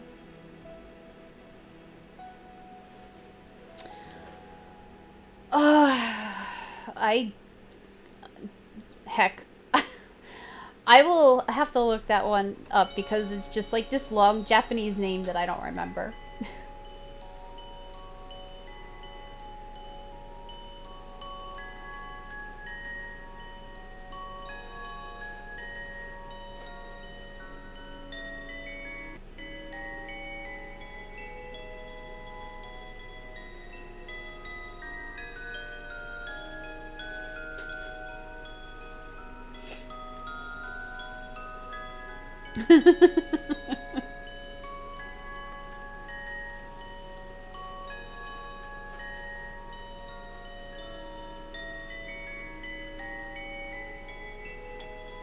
Yeah, this is the ending saying that she's pregnant. And then thank you, Murdoch. Thank you. Yeah, I remembered it was like this super duper long Japanese name that I didn't remember. But let's get the last song here so that I can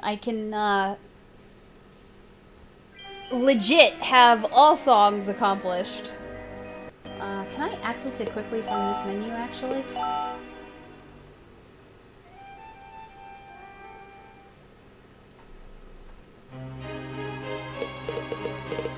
Nope.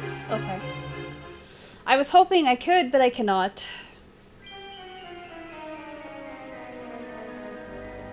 Well, unfortunately, I don't read Japanese so well, so I don't know what she named her daughter. I'm sure you could probably look it up, though. So yeah, so if you let this screen idle for a little bit, you get the final song. Oh, she did name her Kururu. Well, thank you. That's extremely helpful. Anytime, game. Anytime.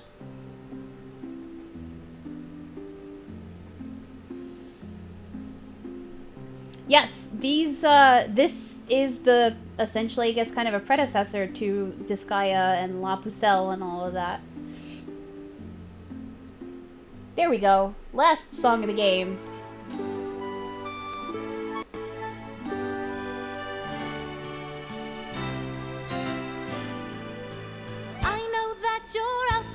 Yeah, if there was a third game, I don't know what it is. Cornet is my name and I'm a puppeteer too. With my puppet friends, there's nothing that we can't do.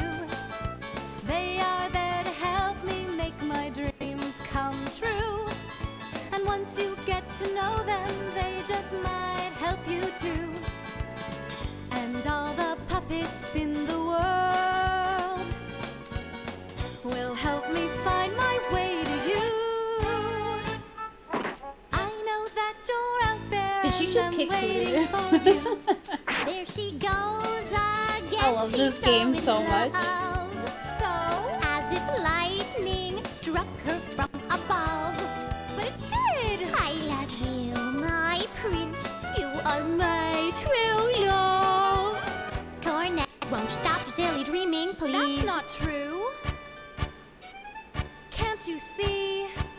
I'm just trying to make my dream come true. Dressed like that? I've done everything a girl's supposed to. I take a bubble bath, even wash behind my ears. Oh! All the bubbles tickle my nose, but they get me squeaky clean. And when I'm done, I'm looking beautiful. Cornet, you are a silly girl. You must look further than just Chat, mere please. appearances to see. Cornet, are you following this? What's important is what's inside of you. What's inside of me? Don't you understand what I am saying to you? Look inside yourself and you will find out what is true. You must be courageous and Yup, be this true game is to super your duper heart. cute. I recommend everybody play It will it. make you happy when you know just where to start. Okay! I see it's what's inside of me. Yes, what's inside of you? Someday I'll find my love. He'll be the one for me. I will be waiting patiently until he comes. I told you, don't wait. You take the initiative. Now I remember. Think for myself. Yeah, that's it. I know I'll find him, and here will be the man of my dreams. We'll share our lives as one until the end of time. Someday our hearts will beat as one. Yay! So yeah, that was Rhapsody, folks. Thank you so much for tuning in, for watching, for hanging out